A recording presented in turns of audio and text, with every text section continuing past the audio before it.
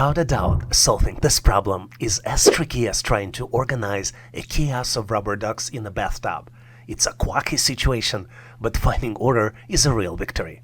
I wonder though if this question is secretly evaluating our skills to bring order to a seemingly chaotic environment.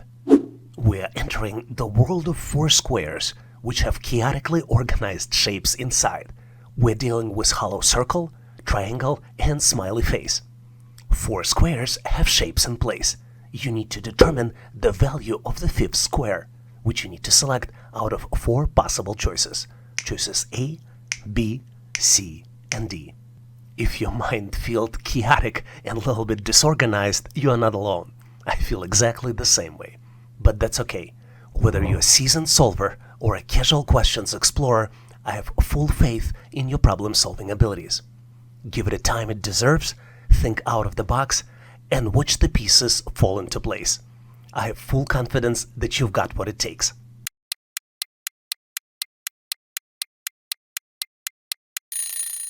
Are you ready with your solution? Or at least excited to bring order into chaotic environment? Let's tackle this puzzle together and explore the complexities and how to solve them. And don't forget to share your thoughts, ideas, and brilliance in comments. Your solution might be just the breakthrough we need. As you might have guessed, to solve this challenge, you need to identify the pattern. In fact, there are three patterns present in this problem. Pattern number one is that smiley face in the middle of the square alternates the backgrounds. Pattern number two is that hollow circle moves alternative directions with the incremental step for each subsequent move. And pattern number three is that triangle moves clockwise with double incremental steps. Let's look at the smiley face first, because that's the easiest pattern. We see that in the shape 1, smiley shape is dark gray, then it becomes white, then it's dark gray again, and in the shape 4, it's white again. So in shape 5, we can predict that it's going to be dark gray again. Unfortunately, it doesn't help us much, because all choices A, B, C, and D, they have smiley face in a dark gray color. Let's look at the hollow circle. Hollow circle moves one step from 11 o'clock to 12 o'clock position with increment +1. In the next square, it moves two steps counterclockwise from 12 o'clock to 9 o'clock with increment +2. Then it moves three steps clockwise from 9 o'clock to 1 o'clock with increment +3. So we can predict that hollow shape in shape 5 will move four steps counterclockwise from 1 o'clock to 8 o'clock with the increment +4. It helped us narrow down the answer choices, but we still have choices A, C, and D that still match this pattern. So to solve this mystery and bring order into this disorderly situation, we need to look at the triangle. Triangle moves clockwise with the double increment. It's only positioned in the corners, and the increments are +1, where triangle moves from 1 o'clock to 5 o'clock. The next increment is +2, where triangle moves from 5 o'clock to 11 o'clock. Then +4, where triangle, in fact, stays back at 11 o'clock, because +4 means the full circle. And the next one would be +8. This is the final shape 5, where triangle will also be in the same spot. Based on this, we can conclude the correct answer is choice A. Hopefully you've nailed this question on your own and now know how to answer similar problems on the test. One has to acknowledge that you need to think of this question as a puzzle pieces in the grand masterpiece of your skills. The more of these questions you solve on your own, the clearer and more vibrant the picture of success becomes. You're presented with series of shapes. Each square has smiley faces inside. There are 5 squares, and the middle square is missing. You need to select the answer for the missing square out of 4 possible choices. Choice A, B, C, and D. You might be thinking, and I totally agree with you, that this is a tricky question. And it is. But I want you to remember, you are not navigating this path alone. I'm here to help, as well as other subscribers on this channel. Whether you're a problem-solving expert or a newcomer, I have faith in your capabilities. Take a moment to gather your thoughts, tap into your imaginative side, and let's triumph over this challenge together. Your solution almost ready and is definitely within reach.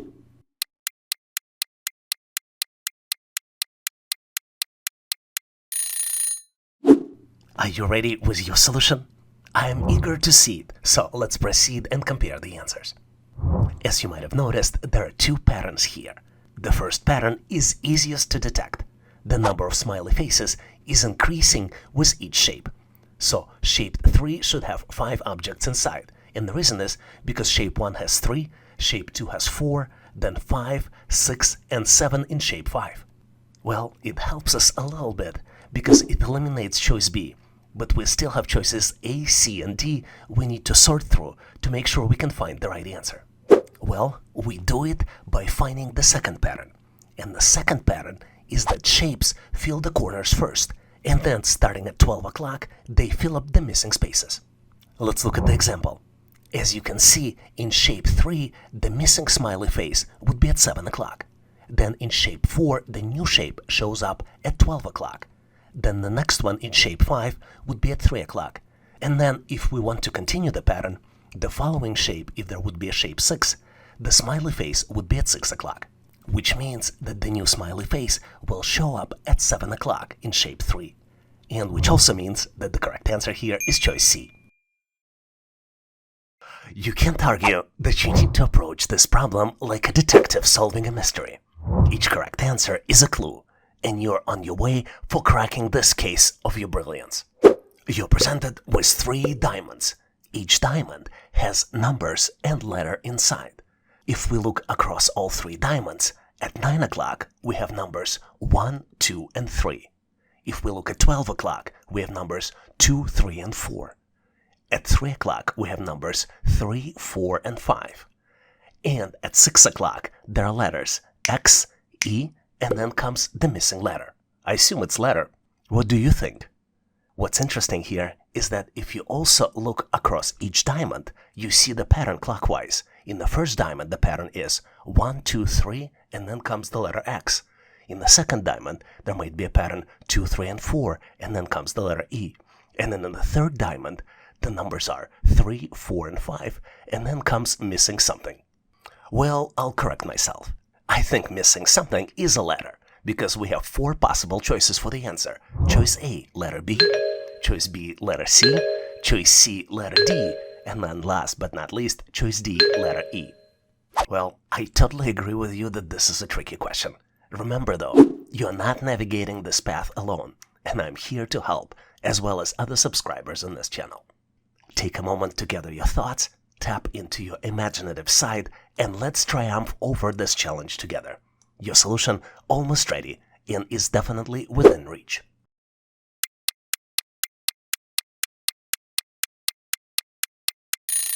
Are you ready to unveil your solution? I am eager to see it, so let's proceed and compare the answers. I think the pattern here is that the bottom letter is the last letter in the sum of all the digits. Let's look at the example. In the first diamond, we have numbers 1, 2, and 3. The sum of 1, 2, and 3 is 6, which is verbally spelled as S-I-X, and the last letter of the word 6 is X. This is how X was calculated. Let's look at the second diamond. In the second diamond, the digits are 2, 3, and 4, and the letter is E.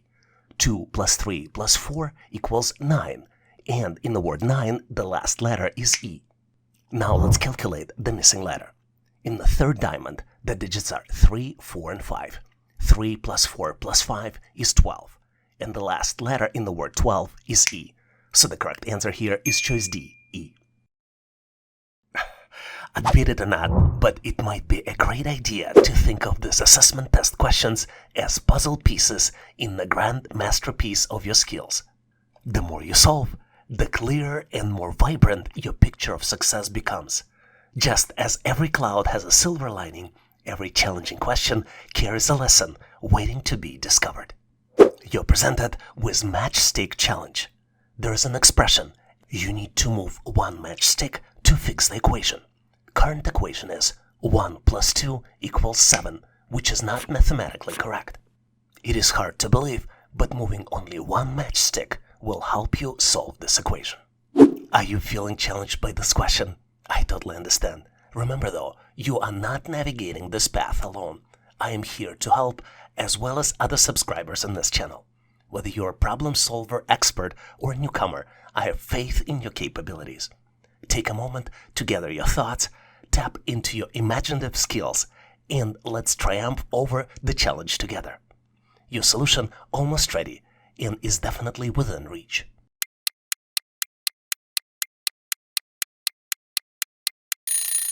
Are you ready? I hope you are. So let's move forward and compare our versions of the answer. To solve this challenge, let's first understand the rules on how to deal with these expressions. In matchstick challenges, less and greater signs are not allowed. You also cannot use not equal sign. For example, you cannot move one matchstick from the plus sign to create an expression 1 minus 2 not equal to 7. So now we know what is not allowed. Let's look at the tips how you can actually solve this challenge. Let's look at the two most important things. Number one is that moving one matchstick changes two elements of the equation: source, where you took the matchstick from, and the destination. To solve it effectively, you need to envision the potential rearrangement of matchsticks and how they might alter the equation. There are three important rules there. Consider movement of matchsticks from the signs to digits and from the digits to signs. Consider negative numbers. And last but not least, consider which digits can be transformed. Speaking about transformations, let's look at some samples to help you better understand it. For example, you can build 7 from 1 by moving one matchstick from another item. Another example might be building 9 from 5 and 5 from 9 by moving one matchstick from another item. Do you know any other digits transformations? Please make sure to share them in comments so we can all learn. Knowing rules and consideration, it becomes very easy to solve this equation. We just need to move one matchstick from 7 and make 1 a negative number. The correct expression here is -1 plus 2 equals 1.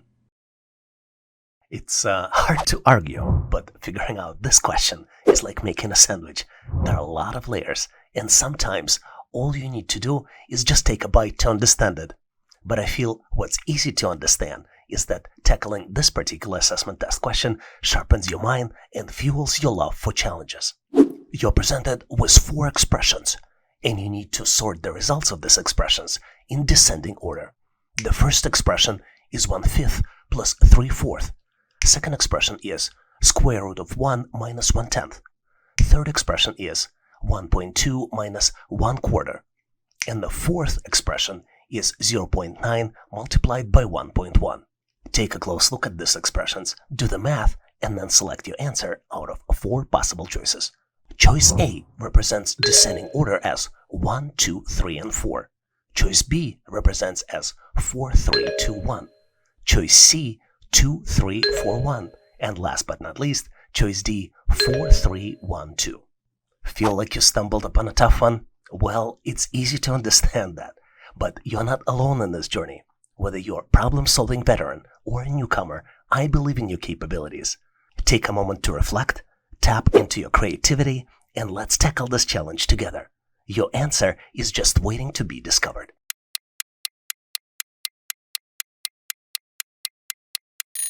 Are you ready with your solution? I hope you are, so let's move forward and compare our versions for the answer. The easiest way to solve this challenge is to complete the calculations and convert the results into the decimal system. In the first expression, to add these fractions, you need a common denominator, which is 20. So 1/5 becomes 4/20 and 3/4 becomes 15/20. 4/20 plus 15/20 equals 19/20 and equals 0.95. In the second expression, square root of 1 is 1. 1 minus 1/10 equals 9/10 and equals 0.9. A third expression can be calculated as 1.2 minus 0.25, and the end result of this would be 0.95. The result of multiplication in the fourth expression equals 0.99. Now it's time to do the sorting. Our highest value is 0.99, which is the fourth expression. Then we have 2 expressions with the same value. The result of expression 3, 0.95, equals the result of the expression 1, which is 19/20. And our smallest value on the list is the result of the expression 2, which is 0.9. What's especially interesting here is that even though results of expressions 3 and 1 are the same, the correct answer choice is only one, which is choice D, 4, 3, 1, 2. It's hard to deny, but understanding this particular question is like decoding a secret message. Once you crack it, you feel like a secret agent of knowledge.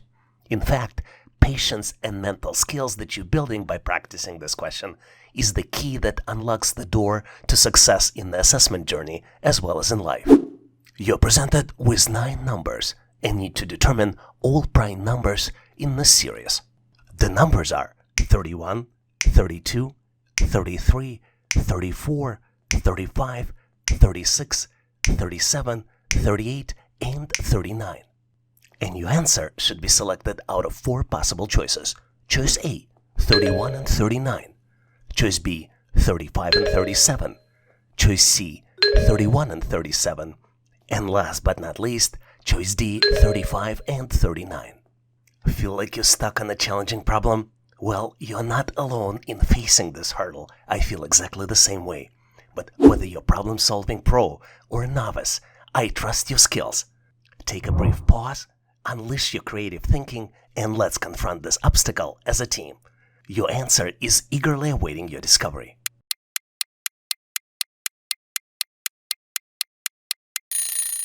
Are you ready with your solution? I hope you are, so let's move forward and compare our versions of the answer.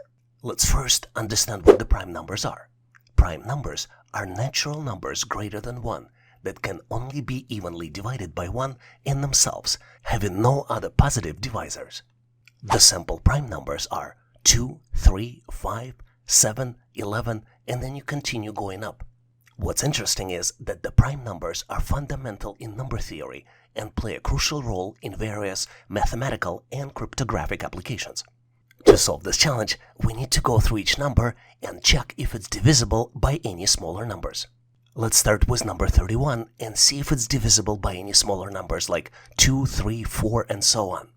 Once you do it, you realize that it's not divisible.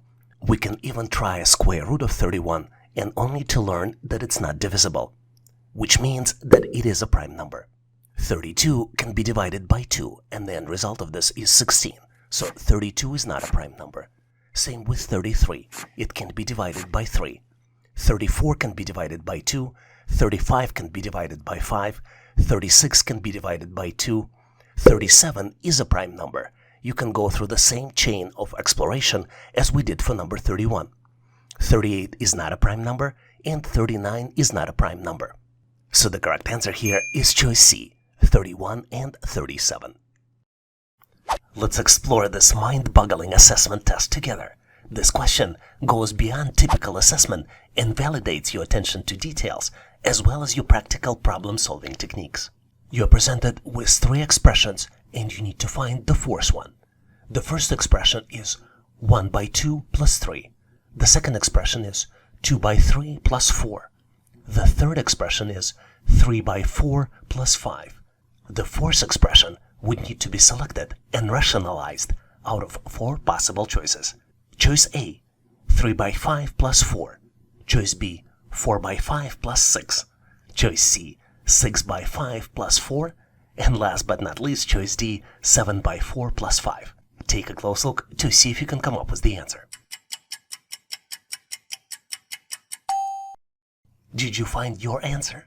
I think I discovered my solution, so let's go ahead and move forward and dissect our problem-solving methods together. I'm eager to share with you my step-by-step process and encourage you to contribute your own ingenious insights in comments. The way I see the answer is that we need to ignore the mass signs, multiplication and plus signs, and focus on the numbers themselves. Because the pattern here is actually the sequence of numbers in each row. For example, let's take a look at the row 1. The numbers are 1, 2, 3. In second row, the numbers are 2, 3, and 4. In the third row, the numbers are 3, 4, and 5. So what we see is that the number in the next row starts with the middle number of the previous row, which means that correct numbers for the row 4 would be 4, 5, and 6. So the correct answer here is choice B, 4 by 5 plus 6. This particular test question is so tricky. It's like trying to fold a fitted sheet perfectly. You think you've got it, but it ends up crumpled mess and nobody has the answer. You're presented with 3 pyramids. Each pyramid has has 3 numbers on the outside and 1 number inside. In the first pyramid, the numbers are 27, 16, and 33, and the inside number is 16. In the second pyramid, the numbers are 25, 34, and 46 on the outside, and the inside number is 15. And on the last pyramid, the inside number is 14, and the numbers on the outside are 34, 47, and then comes the missing number, which you need to determine and select out of 4 possible choices. Choice A, 52, choice B, 53, choice C, 54, and last but not least, choice D, 55. Take a close look to see if you can come up with the answer. Hey, whether you're a current subscriber actively tackling these questions or someone contemplating a subscription in the future, I have complete faith in your ability to overcome this challenge. Just make sure to grant yourself sufficient time for the contemplation.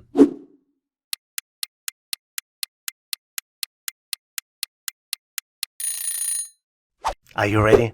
I am going to continue this adventure. Let's navigate together through the complexities and exchange solutions. Your insights could be the key to unlocking this mystery. And speaking about mysteries, I gotta share the secret with you. Only 1 digit from the whole number is used in the calculations here. So, for example, in the first pyramid, instead of using numbers 27, 16, and 33 to calculate the middle number 16, only numbers 7, 6, and 3 are used in the calculations. And sum of 7, 6 plus 3 is exactly 16. If you look at the second pyramid, the numbers 5, 4, and 6 are used in the calculation. And sum of 5, 4, and 6 is 15. So for the missing number, we need to build a quick equation. Because we know the final number 14 and 2 of the numbers used in the calculations, 4 and 7, we can build a quick equation.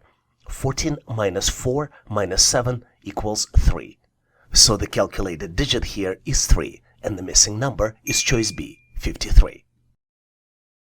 You know, I was recently surprised to learn that it takes 3 contractors to install a new light bulb. Why? One would do the work and the other 2 will give him tips on how to do the work better. Well, the good thing about this problem is that we only need to solve it for 2 contractors. Because in our problem, 2 contractors worked on the project and earned together $1,400. First contractor worked for 3 weeks and another contractor worked for 4 weeks. Assuming they earned the same rate, how much did the first contractor earn? And you're presented with 4 possible choices. Choice A, $200. Choice B, $500. Choice C, $600. And last but not least, choice D, $900. If this problem seems confusing, believe me, it is much easier than manage 3 contractors to install a new light bulb. And whether you're a current subscriber actively tackling questions in this channel, or someone considering a subscription in the future, I have complete faith in your ability to solve this challenge. Just make sure to grant yourself sufficient time for contemplation.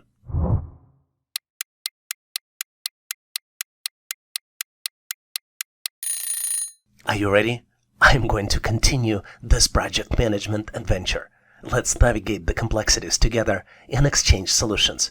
Your insight could be the help to unlocking this mystery. And if you have a better way to solve it, make sure to post it in comments.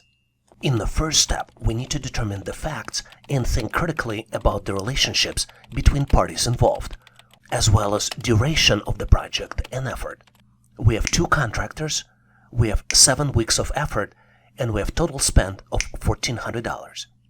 Because we have 2 contractors here, our total earnings would be earnings of the first contractor plus earnings of the second contractor. Let's establish variable x to calculate weekly earnings. Our total earnings would be 3x for the first contractor and 4x for the second contractor, and total would be equal $1,400. 7x would be equal $1,400. Let me give you another tip here. It always helps to create visual representation or a diagram if applicable. In this case, it could be a project plan where you have contractor 1 working for 3 weeks and contractor 2 working for 4 weeks. To calculate weekly earnings for 7 weeks, we need to divide 1,400 by 7, and our weekly earnings are $200. Don't be confused though, because this is not the answer. even though we have a choice A for $200. In the last step, we need to calculate the earnings for the first contractor, who worked for 3 weeks. 3 multiplied by 200 equals 600. So the correct answer here is choice C, $600. I gotta tell you, solving this question is like navigating through the maze blindfold. Challenging, a bit disorienting, and probably not recommended. You're presented with the sequence of numbers. The numbers are 14, 17, 28, 11, 41, 71, 82, and then comes the missing number, which you need to calculate and select out of 4 possible choices. Choice A, 95. Choice B, 72. Choice C, 11. And last but not least, choice D, 10. Take a close look to see if you can come up with the answer. If you watched enough problems on this channel, you know that to solve these types of challenges, you need to think out of the box. The good thing is, I have full confidence that you can solve this challenge by giving yourself enough time to think about it.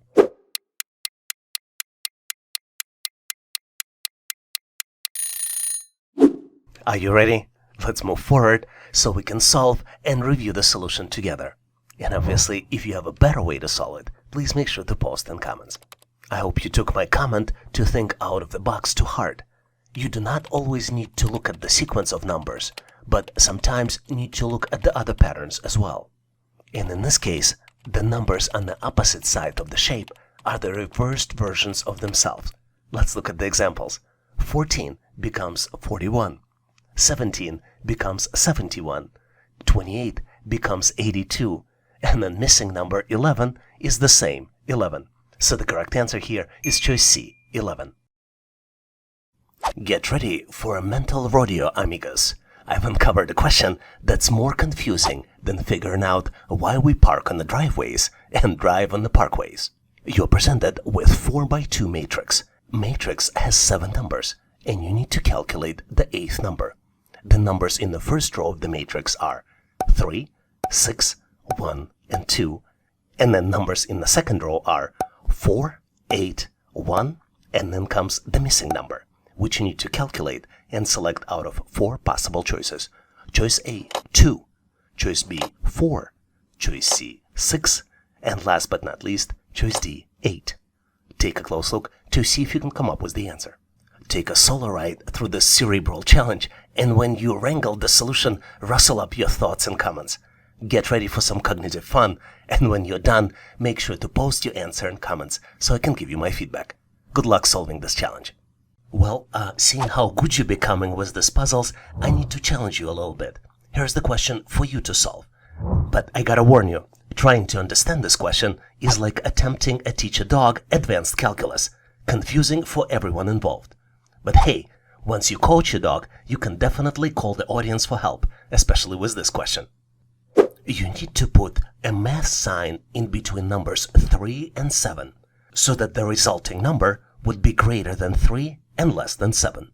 You're presented with multiple choices. Choice A, plus sign. Choice B, minus sign. Choice C, multiplication sign. Or choice D, something else. Well, being an existing subscriber and challenging your brain with us regularly, or potentially considering to become a future subscriber, I have full confidence that you can solve this challenge on your own by giving yourself enough time to think about it. Unfortunately, my help ends here, as you need to embark on this mission solo. Well, of course you can ask your dog for an answer as well, no issues here. But once you've conquered this challenge, share your triumph in comments for a lively discussion. I am eager to review the solution and provide you with the feedback. Thanks for participating, and good luck solving this challenge.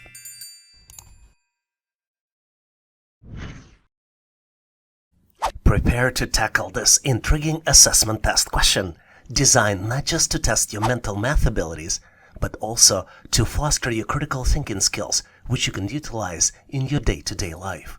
You're presented with 2 unusually looking hexagons, and each hexagon has the 3 outside numbers and 1 inside number.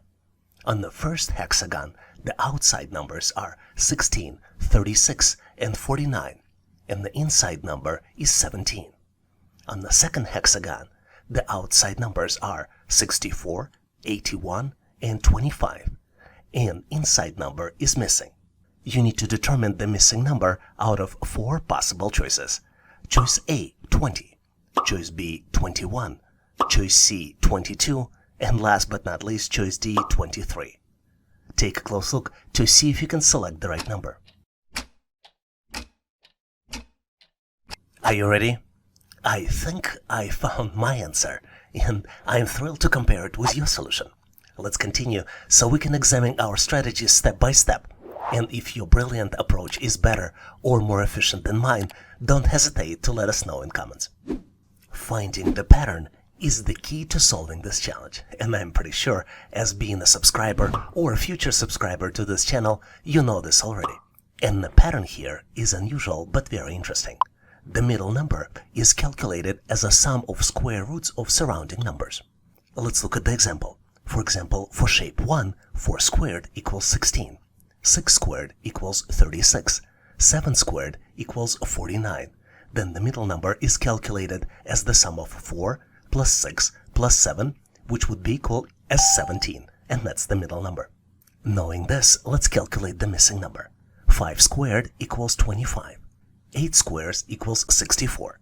9 squared equals 81. So the missing number would be calculated as 5 plus 8 plus 9 equals 22. So the correct answer here is choice C, 22. Here's the question where you might struggle to get to the correct answer, but I have full confidence that you'll be able to solve this challenge. You're presented with the sequence of numbers. The numbers are 1, 3, 11, and then comes the missing number. You need to determine the missing number and rationalize your solution by selecting one of 4 possible choices. Choice A, 17. Choice B, 29. Choice C, 57. And last but not least, choice D, 123. I would recommend you run this question through the most common patterns you have in your mind, so you can get to the correct answer. Are you ready to compare solutions? Awesome! Let me transition into revealing the answer to this question. I'll share with you my take, and if you came up with the different or perhaps more efficient approach, feel free to drop it in comments below. If you are a subscriber or perhaps a frequent visitor to this channel, you know that the key to solving this challenge is to determine the pattern. And the pattern here is that next number is calculated as a square value of the previous number plus 2. Let's look at the example. The first number is 1. 1 square plus 2 equals 3. Then comes the next number, which is calculated as 3 square plus 2, which equals 11. So the missing number calculation would be 11 square, which equals 121 plus 2, which would be equal 123. So the correct answer here is choice D, 123. What's interesting about the question I'm about to present you is that it truly tests your analytical skills. You need to determine which number comes next in the sequence, and you're presented with the sequence of 6 numbers where 7th number is missing. The sequence is 23, 11, 20, 12, 18, 14, and then comes the missing number, which you need to select out of 4 possible choices. Choice A, 17. Choice B, 16. Choice C, 22. And last but not least, choice D, 20. Take a close look, maybe do mental math calculations to see if you can come up with the answer. Seems unsolvable, isn't it? But be sure that the answer will look so simple as soon as I reveal it, just like in the magic trick. Maybe give yourself additional 15 to 20 seconds to see if you can come up with the answer. Are you ready? Because on my end, I'm moving forward to share with you my version of the answer. And obviously, if you have a better way to solve it, please make sure to post in comments. If you are a frequent visitor or a subscriber to this channel, you know the rule. And rule is to find the pattern. But in this particular question, there are 2 independent patterns. Let's look closely so I can share them with you. The numbers 23, 20, 18, and 17 represent first pattern. And the next number is calculated by subtracting decrementing number from the previous number. Let's look at the example. 23 minus 3 equals 20. 20 minus 2 equals 18. You see that the 3 is decremented by 1 to get to 2. The next number is calculated as 18 minus 1, which is decrement from 2, equals 17. The even numbers 11, 12, 14, and then the missing number are calculated using the different pattern. In fact, the opposite pattern, where instead of decrement, we use increment. Let's look at the examples. 11 plus 1 equals 12. Then we increase 1 by additional number, and we increment 12 by 2, which leads us to a result of 14. Then the next number, the missing number, is calculated as 14 plus 3, which would be equal to 17. So the correct answer here is choice A, 17. Did you get to the same answer? If not, please make sure to post your answer and solution in comments. This is one of my favorite questions because it tests your analytical skills as well as your abilities to identify sequences. You're presented with the series of numbers, and you need to identify the pattern and select the option that completes the series. Take a close look at the numbers. The numbers are 2, 5, 9, 14, and 20 in the first row. Second row is 3, 6, 10, 15, and 21. The third row is 4, 8, 13, 19, and 26. And last but not least, the fourth row has the series of numbers 1, 2, 4, 7, 11, and then comes the missing number. You need to detect the pattern and select the missing number out of 4 possible choices. Choice A, 17. Choice B, 16. Choice C, 23. And last but not least, choice D, 18. Take a close look to see if you can come up with the solution. Are you ready? Because I already found my solution, so I'm moving forward to share with you my version of the answer. And obviously, if you have a better way to solve it, please make sure to post in comments. The key to solve these types of challenges is obviously to identify the pattern and not to overthink it. If we look at the series of numbers, we have 4 independent rows, and each row represents an independent sequence which follows the same pattern. So what is the pattern? And the pattern here is rather simple. The next number is calculated as previous number plus the increment. An increment increases by 1 with each subsequent number. Let's look at the example on how calculations are done for the first row of numbers. In the first calculation, the increment is 3. 2 plus 3 equals 5. Then increment increases by 1, and from 3 becomes 4, which means 5 plus 4 equals 9. Then increment increases again, and 9 plus 5 equals 14. 14 plus 6 equals 20. I'm going to skip rows 2 and 3 so you can do calculations independently to practice your skills, but I am going to do the calculations for the last row. 1 plus 1 equals 2. Increment increases by 1, so 2 plus 2 equals 4. 4 plus 3 equals 7. 7 plus 4 equals 11. And last calculation, 11 plus 5 equals 16. So the correct answer here is choice A, 16. Did you get to the same answer? If not, maybe you have a better way to solve it, so please make sure to post in comments so we can all learn. And now it's time for a challenge. I've got a question that requires your analytical and problem-solving skills. Solve it on your own and feel free to share your response in comments. I'll be happy to give you my feedback. You need to find the word closely associated with the word payroll. The missing word has 7 letters. Not all the letters are missing though. The second, fourth, and sixth letters are present, and they are A, M, and N. Take a close look to see if you can come up with the answer. I truly believe in your skills, so I'm urging you to take on this question by yourself. Once you've cracked it, make sure to drop the answer in comments below. I'll be here to provide the feedback and support. Thanks for being part of this, and good luck. In this section, we will look at the sample questions for cognitive test, which represents an assessment used by employers to evaluate candidates' mental abilities such as problem solving, critical thinking, and memory. The questions in the test can vary, but typically involve math problems, logic puzzles, spatial reasoning, and verbal comprehension. Let's look at some sample cognitive assessment test questions we typically see on the test. What's interesting about this problem is that it seems unsolvable, but if you make one correct assumption, it's so easy to solve it.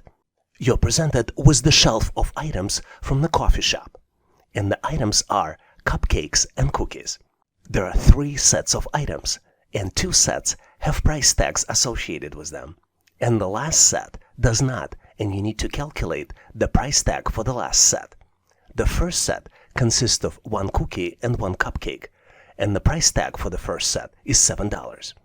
The second set consists of 2 cookies and 1 cupcake, and the price tag for the second set is $12.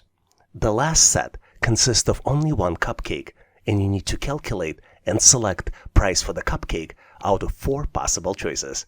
Choice A, $5. Choice B, $4. Choice C, $2. And last but not least, choice D, $3. Take a close look to see if you can come up with the answer. Did you figure it out? It seems unsolvable, but the only thing you need to make is one assumption. And using this assumption, I'm going to move forward to share with you my version of the answer. And obviously, if you have a better way to solve it, please make sure to post in comments. Take a close look at the first set. The first set consists of cookie and cupcake, and it costs $7. What's interesting is that the second set already includes the first set plus the cookie, which allows us to calculate the price of this extra cookie. And we can do it by subtracting 7 from 12, and the end result of it is $5, which means that the price of cookie is $5. Now we can easily calculate the price of cupcake by subtracting 5 from 7, which means that the total price of cupcake is 2. So the correct answer here is choice C, $2. Did you get to the same answer? If not, please make sure to post your answer, solution, and rationale in comments. And now I have something that maybe you were not expecting. Here's the practice question for you. You need to find the missing number, and you're presented with 4 scales. 3 scales have items on the left side and the number on the right side to make them equal. And 4th scale only has items on the left and missing number on the right in the form of question mark. You need to calculate the question mark out of 4 different choices. Choice A, 60. Choice B, 65. Choice C, 70. And then last but not least, choice D, 75. Take a close look. Maybe pause this video for 10 to 15 seconds to see if you can come up with the solution. Once you're ready, please make sure to post your answer in the comments so I can give you my feedback. Thanks for participating and good luck. Here's a very interesting question to test your spatial reasoning. You're presented with partial square, and you need to find the missing shape to build the full square. You have 4 different choices to choose from to complete the square. Choices A, B, C, and D. Take a close look to see if you can come up with the answer. And on my end, I'm moving forward to share with you the correct solution. As you might have figured out, the correct choice here is choice D. And to get to this answer, you need to look at the shape which fits perfectly to match the edges. Since this is the 5 by 5 square, choice D is the perfect shape because it matches perfectly to create a full square. Hopefully you've nailed this question on your own and now know how to answer similar problems on the test. And now I have a question for you to test your skills. You're presented with the series of objects, and you need to determine next object in the sequence. Please choose one of the following 4 choices. Choices A, B, C, and D. Do you see the correct answer? Please make sure to post your version in comments. This would allow me to give you my feedback. Thanks for participating and good luck. Here's an amazing question where we need to find the missing number. You're presented with the tree-looking like structure, and it has the numbers in the circles on the top. The numbers are, if we start from the left, 50, 216, 880, and then comes the missing number. You need to calculate and select the missing number out of 4 possible choices. Choice A, 1290. Choice B, 2565. Choice C, 2941. And last but not least, choice D, 3536. I'm gonna give you a quick hint. Take a close look to see what exactly do you see on this picture. And you see circles, you see stamps, and you see numbers. And here's another consideration. Do you think the fact that circles have different colors matters? Or it doesn't? Give yourself 10 to 15 seconds to see if you can figure it out. On my end, I am moving forward to share with you my version of the solution. And obviously, if you have a better way to solve it, please make sure to post in comments. The pattern here is rather simple, but it takes a little bit of time to detect it. If we start from the left, from the smallest number, and go clockwise, the next number is calculated as a previous value multiplied by the total number of lines plus total number of circles. Let's look at the example. The first number is 50 in the purple circle, and it's given, not calculated. The second number, though, is calculated previous number 50 multiplied by 4 plus 16, and the result of this is 216. Third number is calculated as 216 multiplied by 4 plus 16 and equals 880. Now you might be wondering what is 4 and where it came from and what is 16.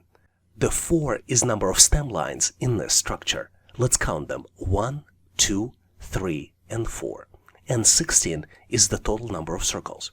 If you count them, you see 4 circles on the forefront, the ones that have number and missing number. And then there are also 12 circles in the background.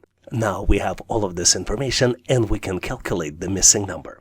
It is calculated as 880 multiplied by 4, then we add 16, and the end result of this is 3,536. So the correct answer here is choice D, 3,536.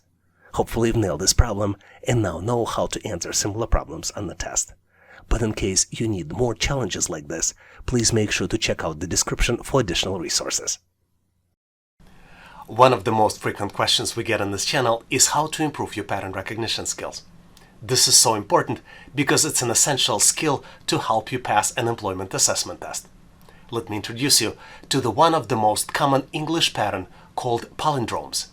Palindromes is a letter-based pattern which allows you to read the same word backwards and forwards.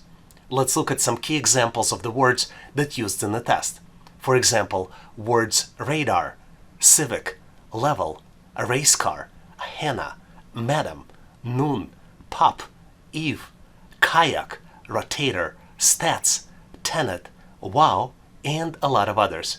Do you know any those other words, interesting palindromes that I didn't mention here? Please make sure to post them in comments so we can all learn.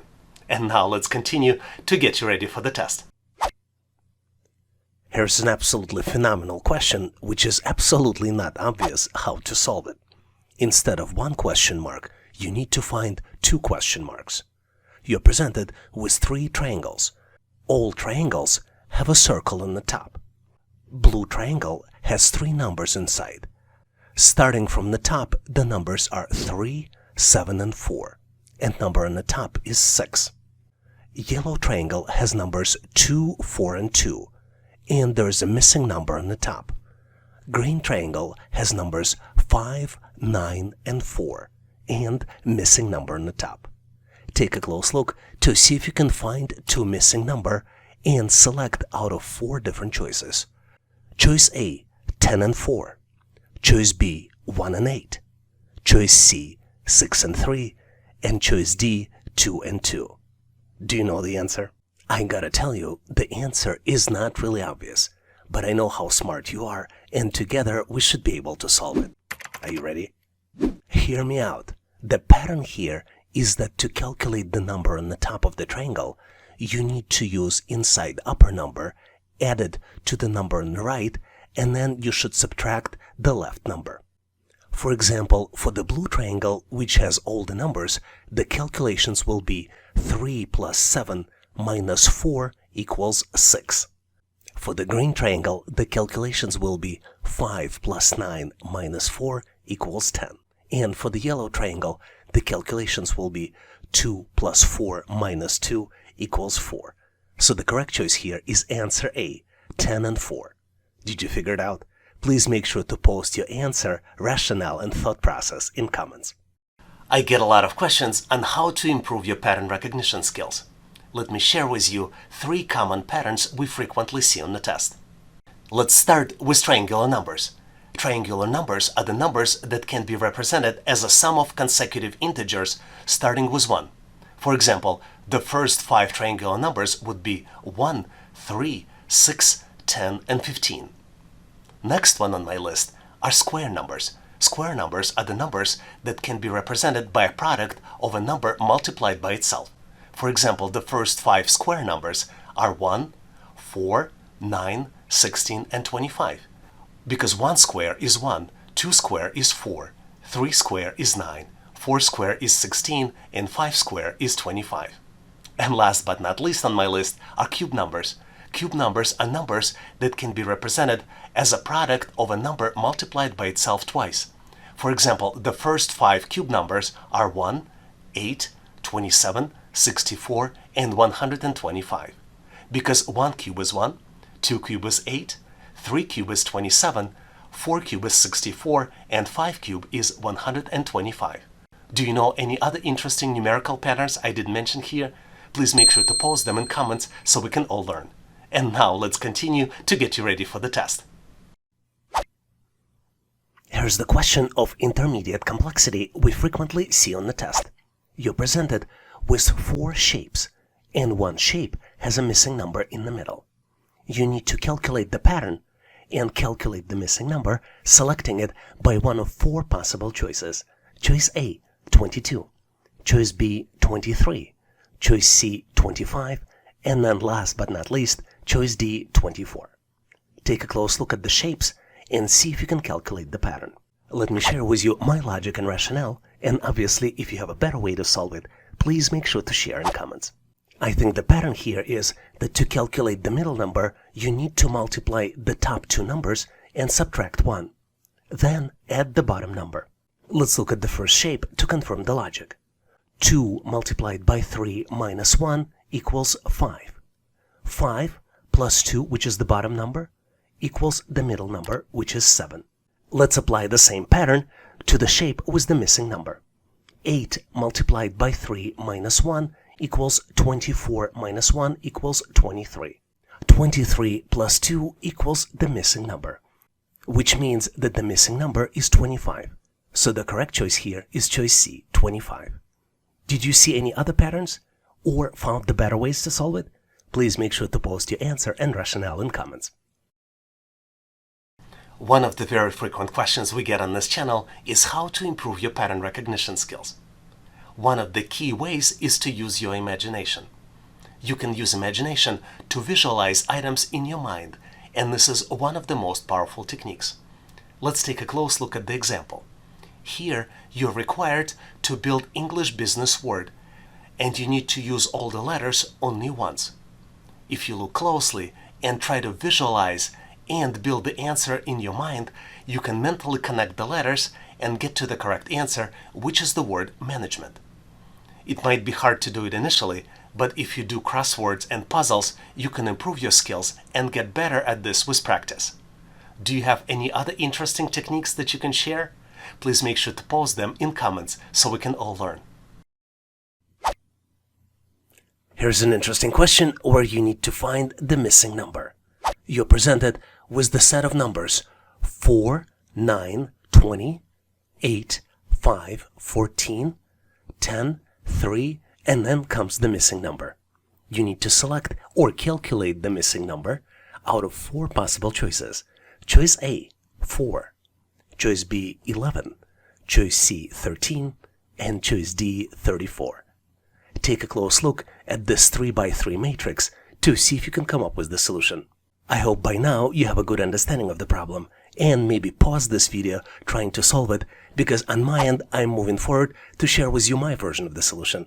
And obviously if you have a better way to solve it, please make sure to post in comments. And the pattern here is that the manipulation with the left and the middle number calculate right column's number. Basically, in each row, the third number is the sum of half of the first number and 2 times the second number. Let's look at the specific calculations. The first row has numbers 4, 9, and 20. 4 divided by 2 plus 9 multiplied by 2 equals 2 plus 18 and equals 20, which is exactly the number in the third column. Second row contains numbers 8, 5, and 14. 8 divided by 2 plus 5 multiplied by 2 equals 4 plus 10 and equals 14. And now we are ready to calculate the missing number. 10 divided by 2 plus 3 multiplied by 2 equals 5 plus 6 and equals 11. So the correct choice here is choice B, 11. Do you have a better answer? Please make sure to share your thoughts and rationale in comments. Here's the problem for you to test your business math skills as well as attention to details. You need to calculate the value by multiplying number of coins in the cent clock by the number of dollar signs. You need to select out of 4 possible choices. Choice A, 190, choice B, 200, choice C, 210, and last but not least, choice D, 230. Once you complete the calculations, please make sure to post your answer and calculations in comments so I can give you my feedback. Thanks for participating and good luck. Here's a rather unexpected question you might frequently see on the test. You need to determine during which period revenue declined, and you're presented with the profit and loss chart that covers periods from 2018 to 2024. On the chart, you see 3 lines representing revenue, expenses, and taxes. And you need to select the final answer out of 4 different choices. Choice A, the period between 2018 and 2020. Choice B, the period between 2019 and 2020. Choice C, the period between 2020 and 2021. And choice D, the period between 2023 and 2024. Give yourself a little bit of time, maybe pause this video to see if you can come up with the solution. I'm pretty sure that by now you found it, but I'm going to move forward and reveal you my version of the solution anyway. And if you know the better way to solve it, please make sure to post in comments. The way I see it is that the revenue goes down between the period of 2020 and 2021, which is represented by the blue line. In 2020, the revenue was about 9.5 units, and then in 2021, it went down to approximately 8.5 units. All other highlighted periods in the question indicate revenue increases. Did you see it differently? Please make sure to post your answer in comments. In this section, we will look at the sample questions for verbal reasoning test for employment, which typically represents an assessment used by employers to measure candidates' ability to comprehend and analyze written information. The questions typically involve reading passages, answering questions based on the information presented, as well as identifying relationships between words and understanding the vocabulary. Let's look at some sample questions that you typically see on the test to make sure you get ready. Here's the question you will definitely enjoy solving. You're presented with 8 letters, and you need to determine the next letter in the sequence. The letters you see are D, J, F, M, A, M, J, J, and then comes the missing letter, which you need to select out of 4 possible choices. Choice A, J, choice B, A, choice C, F, and choice D, M. Take a close look to see if you can come up with the solution. I'm going to give you a quick hint. Try to solve the pattern by thinking about Christmas, and then New Year, and then think what comes next. I hope this hint was helpful because I'm moving forward to share with you my version of the answer. And obviously, if you have a better way to solve it, please make sure to post in comments. As you might have guessed, the sequence represents the first letters of each month, starting from December. This is why I started with Christmas. Then comes January. This is why I mentioned New Year. Then February, March, April, May, June, July, and as you might have guessed, the next month would be August, which starts with A. So the correct answer here is choice B, A. I truly hope that you came up with the correct version of the answer on your own, and if you didn't, learn how to answer similar problems on the test. Admit it or not, but deciphering this question is like teaching a penguin to fly. A real flap, but once you soar through, it's a flight of an accomplishment. I wonder if these questions are secretly evaluating our ability to navigate unconventional situations. You're presented with the circle, which contains letters inside. 3 letters are missing. You need to build English business word by selecting 3 possible letters. For choice A, the letters are A, Y, and Y. For choice B, the letters are A, E, Y. For choice C, the letters are E, T, O. And for choice D, the letters are A, and Y. Feeling challenged? It's okay, you're not alone. I feel the same way. Whether you're a seasoned solver or casual questions explorer, I have faith in your problem-solving abilities. Give it the time it deserves, think outside the box, and watch the pieces fall into place. I have full confidence that you've got what it takes.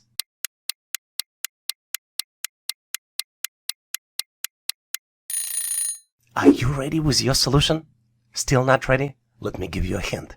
This word represents a comprehensive plan that outlines organizations' long-term goals and objectives, along with actions and tactics required to achieve them.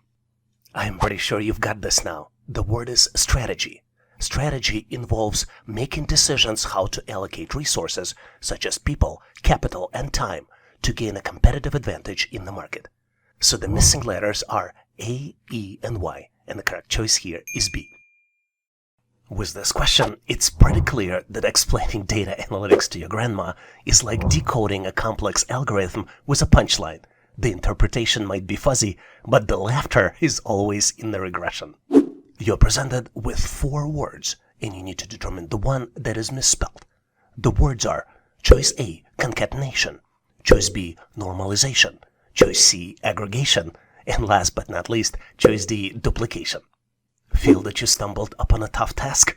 Well, it's not one of those your grandma questions. I can tell you this, it's a serious data analytics business, but you are not alone in this journey. Whether you're problem-solving veteran or newcomer, I believe in your capabilities. Take a moment to reflect, tap into your creativity, and let's tackle this challenge together. Your answer is just waiting to be discovered.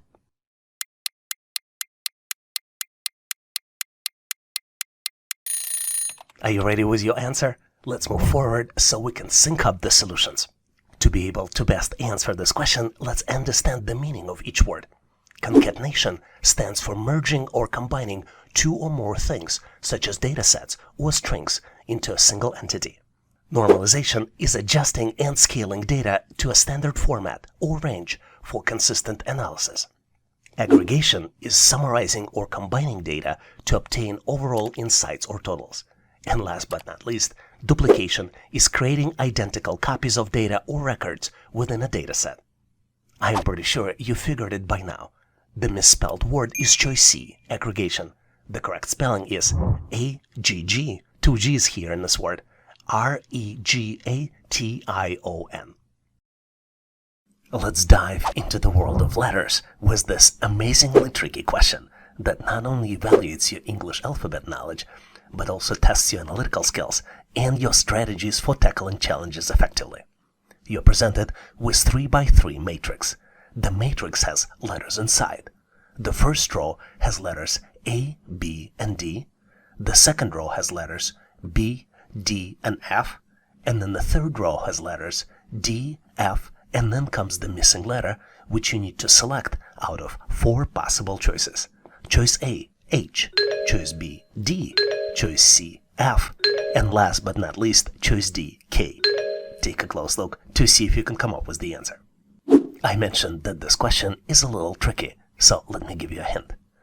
Take a close look and consider why would some boxes, some squares in the matrix would be in gray and some would be in white. Was it helpful? I hope it was.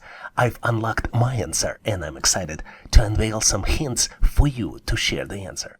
Let's explore the solution together. And obviously, if you've came up with the different and more creative alternative solution or tips how to solve these types of challenges effectively, make sure to post them in comments. To answer this question correctly, let's look at our matrix from a little different dimension. Each letter here corresponds to a specific place in the alphabet, which can be represented by the number. For example, letter A equals 1, letter B 2, C 3, and etc. If we follow this logic, we can replace all letters in all 3 rows with the numbers. So for the first row, the numbers will be 1, 2, and 4. For the second row, the numbers would be 2, 4, and 6. And for the third row, the numbers will be 4 and 6, and then would be the missing number. The next step is to determine what's happening with the numbers and how to calculate the missing number. Remember I gave you a hint?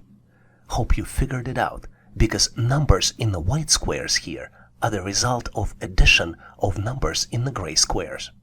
Let's look at the example. For example, 2 plus 2 equals 4. 4 plus 2 equals 6. This is how the numbers in the white squares of the second row are calculated. 2 plus 4 equals 6. This is the result of the calculation in the third row, which would mean that the missing number on the intersection of 4 and 4 will be calculated as addition of 4 plus 4, which would be equal to 8. So the correct answer here is choice A, H, because H is the letter that corresponds to the number 8. Here's an amazing question to test your verbal reasoning and analytical skills. You need to arrange the words into a coherent sentence and determine the last word in this sentence.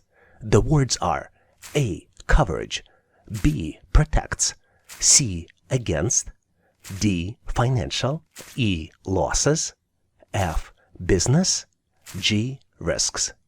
Take a close look, see if you can build this sentence and determine the last word in this sentence.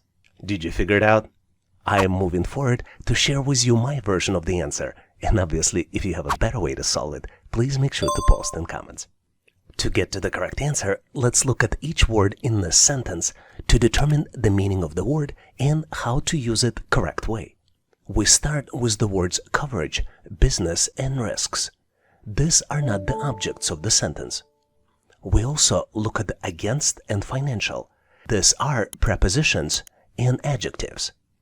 The word protects is the verb and it provides valuable information in the sentence. The word losses is the object of the sentence and it provides information about what business insurance protects against. Based on this information, let's build the sentence. Business insurance protects against financial losses. Based on this, we can determine that the last word in the sentence is losses. And this is the object of the sentence, and it also provides a specific type of protection. So I believe the correct answer here is choice E, losses. Did you get to the same answer? If not, please make sure to post your answer and solution in comments. Here's an amazing question which tests your logical reasoning and verbal reasoning skills. You're presented with 3 verbal statements, and you need to determine if the final statement is true. The first statement is most small businesses are family-owned. The second statement is most family-owned businesses are profitable. And the last statement, most small businesses are profitable. Is this statement true? You need to select out of 3 possible choices. Choice A, yes. Choice B, no. And last but not least, choice C is uncertain. Take a close look to see if you can come up with the solution. Are you ready? Because on my end, I'm moving forward to share with you my version of the answer. And obviously, if you have a better way to solve it, please make sure to post in comments. I believe the correct answer here is A, yes, which means that most small businesses are profitable, and this is the accurate statement. Which means that the statement, most small businesses are profitable, is true. Let me explain you why. If most small businesses are family-owned, and most family-owned businesses are profitable, then it stands to reason that most small businesses are also profitable. What's interesting to note about this question is that answer C, uncertain, might also be accurate, and some test systems might be configured to accept it as the accurate answer. And the main reason is that the relationship between the statements are unclear, or if there's insufficient information to make logical conclusions, you can answer uncertain. Was your answer different? Please make sure to post your answer and solution in comments. I love this question because the answer represents such a powerful business concept. You're presented with 10 letters, and you need to build English business word by using each letter only once. The letters are N, I-N, A-V-O, and I-T-O. Take a close look to see if you can come up with the solution. I am going to give you a quick hint. The word refers to the process of introducing new ideas, products, services, or processes that add value to society, the economy, or organizations. Did you figure it out? I hope the hint was helpful because I'm moving forward to share with you my version of the answer. And if you have a better way to solve it, as usual, please make sure to post in comments. My answer is innovation, and the word is spelled as I-N-N-O-V-A-T-I-O-N. What's interesting is that innovation involves combining creativity, technology, and practicality to develop new solutions that meet people's needs and address emerging challenges. Innovation is also crucial for the growth and development of the businesses, economies, and societies, and it drives competitiveness, productivity, and progress. Let's look at the examples of the most recent consumer innovations. Number 1 is streaming services.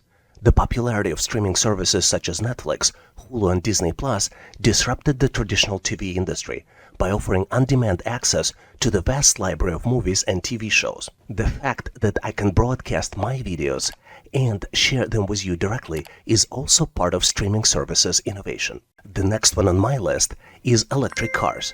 The development of electric cars by companies such as Tesla, Nissan, and Chevrolet has provided consumers with a more sustainable and energy-efficient alternative to traditional gasoline-powered vehicles. Another example of recent innovation is wearable technology. The emergence of wearable technologies such as smartwatches, fitness trackers, and virtual reality headsets had powered people to track their health and fitness, stay connected, and experience immersive digital content. We also recently enjoyed innovation of online marketplaces. Companies such as Amazon, eBay, and Etsy revolutionized the way people shop by providing them with vast selection of products, competitive prices, and fast delivery options. And last but not least on my list is the smart home technology. The rise of smart home technology allowed people to control and automate various aspects of their homes, from lighting and temperature to security and entertainment, using voice commands and mobile apps. Do you know any other examples of recent innovations? Please make sure to share them in comments so we can all learn. There's no better question to boost your IQ and brain power. You're presented with 3 expressions, and you need to find the missing item in the third expression. The first expression is B plus D equals F. The second expression is Z minus W equals C. And the third expression is D multiplied by E equals missing item. And you need to find and select the missing item out of 4 possible choices. Choice A, T. Choice B, S. Choice C, U. And last but not least, choice D, I. Take a close look to see if you can come up with the missing item. I'm going to give you a quick hint here. To solve this challenge, you need to know English alphabet. But it's one of the simplest alphabets available with only 26 letters. Are you ready? Let's move forward, so I'll share with you my version of the answer. And obviously, if you have a better way to solve it, please make sure to post in comments.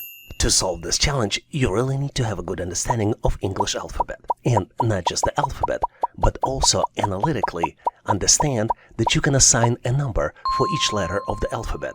I already mentioned that there are 26 letters in English alphabet, and this is probably one of the first things you study when you study English. So the letters would be A, B, C, D, and so on. And you can go forward, and for each letter, you can assign the number. For example, letter A will get associated with number 1. Letter B will be associated with number 2. C with 3, D with 4, E with 5, and you can continue up to the letter Z, which would be associated with number 26. With this cross-reference, let's see if we can get a better conversion between letters and numbers. For example, expression B plus D equals F, in reality, after conversion, would be 2 plus 4 equals 6, which makes mathematical sense. Let's look at the second one. Z minus W equals C would in reality be equal 26, which is the number associated with letter Z, minus 23, which is the number associated with letter W, which would be equal to 3. So the last expression, D multiplied by E, in reality would be equal 4 multiplied by 5, and would be equal to 20, which is associated with the letter T. So the correct answer here is choice A, T. Did you get to the same answer? If not, please make sure to post your answer and rationale in comments. Here's an amazing question to test your English business vocabulary.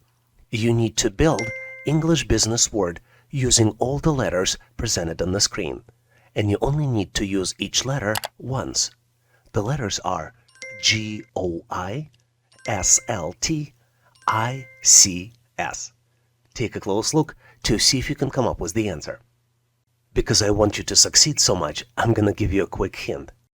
The word represents the process of planning, implementing, and controlling the movements of storage of goods or materials from the point of origin to the point of consumption. Did you figure it out? I'm going to move forward and share with you my version of the answer. But if you have a better way or alternative way to solve it, please make sure to post in comments. The answer is logistics. The word is spelled as Logistics. To get better at solving these types of challenges, try to visualize the word and try different combinations. For example, if you look at original 9 letters, you will see that if we start from the middle, you can start building the word L-O-G, and then you build the remainder of the word to get to the correct answer. Do you have any other tips, tricks, or techniques that can help you solve these types of challenges? Please make sure to post them in comments. In this section, we will look at the logical reasoning questions that are used to evaluate candidates' ability to reason and draw logical conclusions from the information given. The questions on this type of test typically involve sequences of shapes and numbers, analogies, and deductive reasoning questions.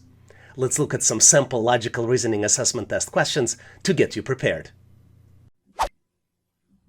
Here's a puzzling question for you, but I have full confidence that you can solve it quickly. You're presented with 4x4 matrix, and the numbers are, starting in the upper left corner, 9, 8, 3, 4. The second row numbers are 2, 9, 2, and then comes the missing number. The third row starts with 4, 6, 2, 0. And last but not least row is 7, 6, 2, and 6. You need to calculate the missing number, and you have 4 different choices to select from. Choice A, 2. Choice B, 5. Choice C, 6. And last but not least, choice D, 7. Take a close look to see if you can come up with the solution. Did you get to the right answer?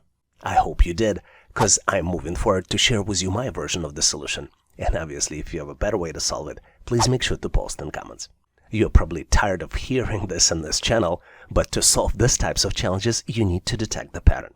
And the pattern here is that the last 2 digits are equal to the sum of the first 2 digits multiplied by 2. Let's look at the example. The first row contains numbers 9, 8, 3, 4. And the expression here is that 9 plus 8 in parentheses multiplied by 2 equals 34. Based on this logic, the third number would be 4 plus 6 in parentheses multiplied by 2, which would be equal to 20, which represents the set of numbers 4, 6, and then 20. And then the last row would be 7 plus 6 in parentheses multiplied by 2, which would be 13 multiplied by 2, which would be equal to 26. So the missing number would be calculated as 2 plus 9 multiplied by 2 equals 22. So the correct answer here is choice A, 2. Did you get to the same answer? If you didn't, or maybe you got to a different answer, please make sure to post your version in comments.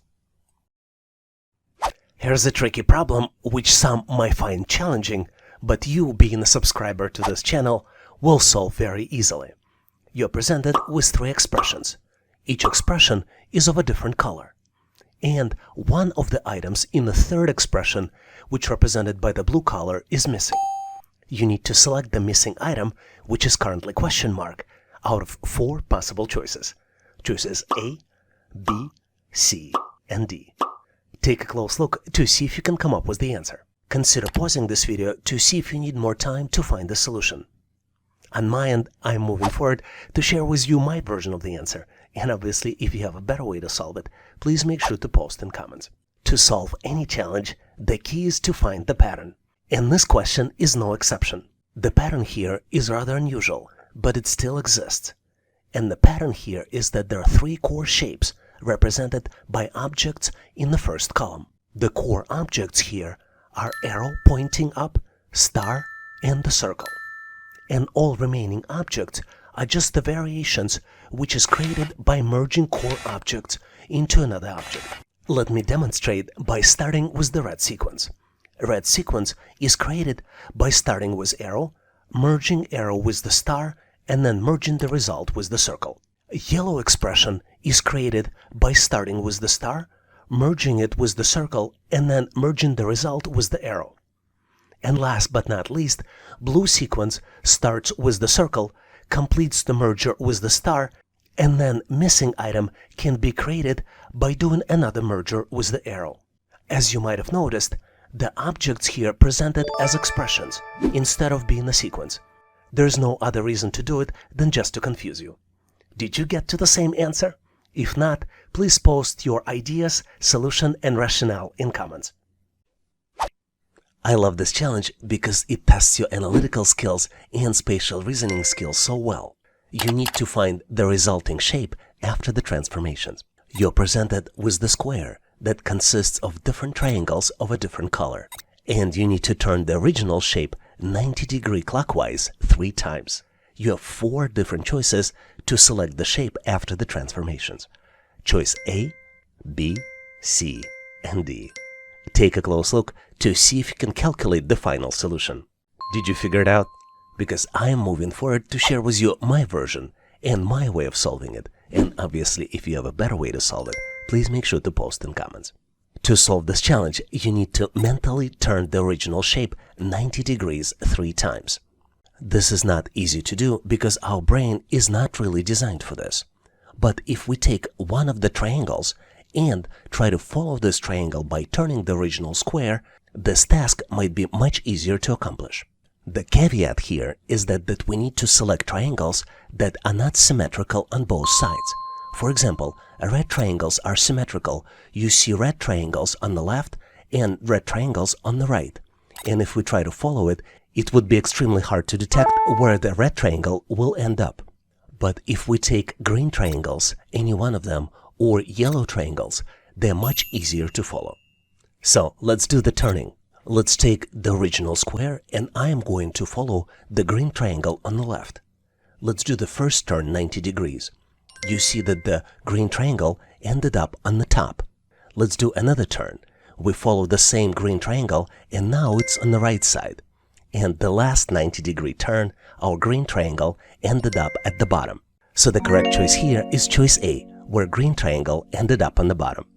Do you have a better way to solve it? Or maybe did you come up with a different solution? Please make sure to post your thoughts and rationale in comments.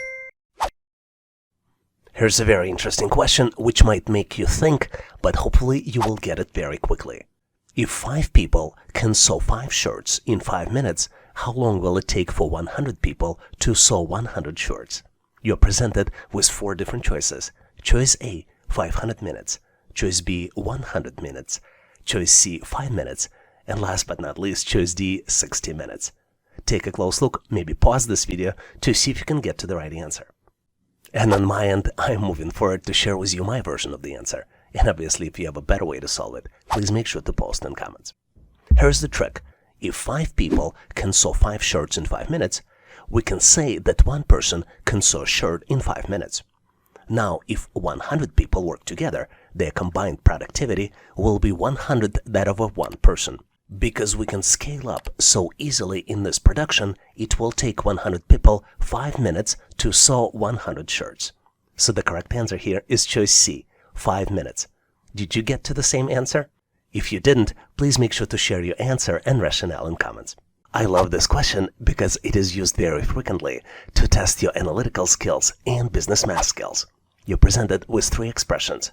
The first expression is candy multiplied by sun equals 15. Second expression is candy plus 4 equals 9. And third and last expression is 12 equals sun multiplied by question mark.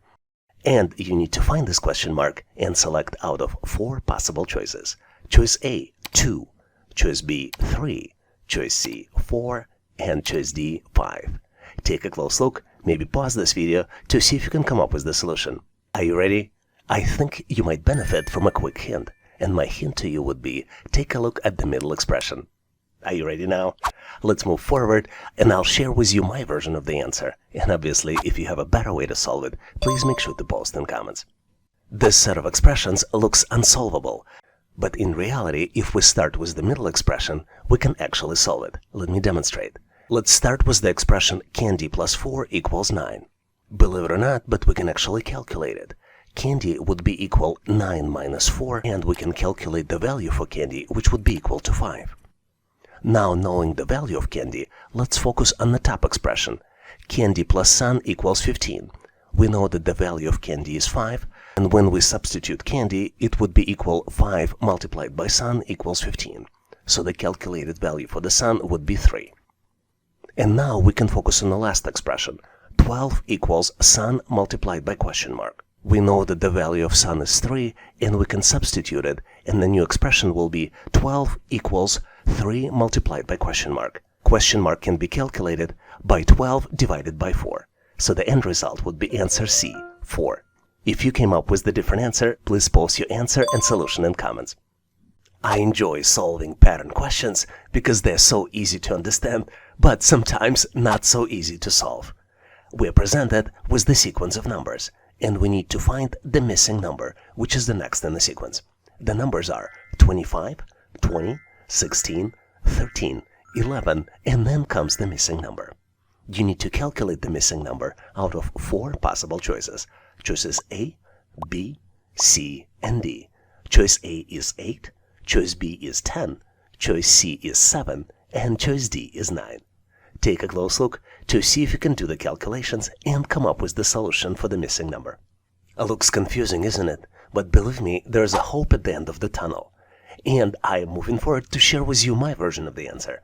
And obviously, if you have a better way to solve it, please make sure to post in comments. Here we have a concept of decrement. And the pattern is that the next number is calculated as previous number minus decrement. And decrement increases by 1 with each number in the sequence. Let's take a close look. Our first number in the sequence is 25, and our first initial decrement is minus 5. 25 minus 5 equals 20, and this is how we come to the second number. Then we decrease decrement by 1, and the decrement becomes minus 4. 20 minus 4 equals 16. 16 minus 3 equals 13. 13 minus 2 equals 11, and 11 minus 1 equals 10. So the correct answer here is choice B, 10. Was your answer different? Please make sure to post your answer and solution in comments then, so we can all learn. This is one of my favorite questions just because it's so unusual, but the answer here is very simple. You're presented with the set of 8 circles. 6 of these circles are visible, and you need to select 2 missing ones. You have 4 different choices to find the missing circles. Choices A, B, C, and D. Take a close look to see if you can come up with the solution. Ready or not, I am moving forward to share with you my version of the answer. And obviously, if you have a better way to solve it, please make sure to post in comments. To answer this question, we need to detect the pattern. And the pattern here is very simple. Each circle is broken down into sections, with darker sections and lighter sections. And if you look closely, you will see that all circles are grouped in pairs. And the pattern is hidden in the sequence for circle pairs, with each subsequent pair being similar to the previous one. Let's take a close look. To better understand the pattern, let's give each circle a unique number. If we start with the top row of circles, the numbers would be 1, 2, 3, 4, and the bottom row circles will have numbers 5, 6, 7, and 8, with 7 and 8 being our missing pair. If you look closely at the circle 1, you will see that there is a dark section at the 2 o'clock. And circle 2 has 2 dark sections, one at noon and another one is at 2 o'clock.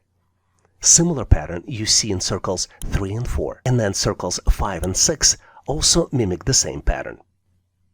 Looking at possible answers, you see the choices A, B, C do not meet this pattern, and the only right answer that fits the pattern is choice D.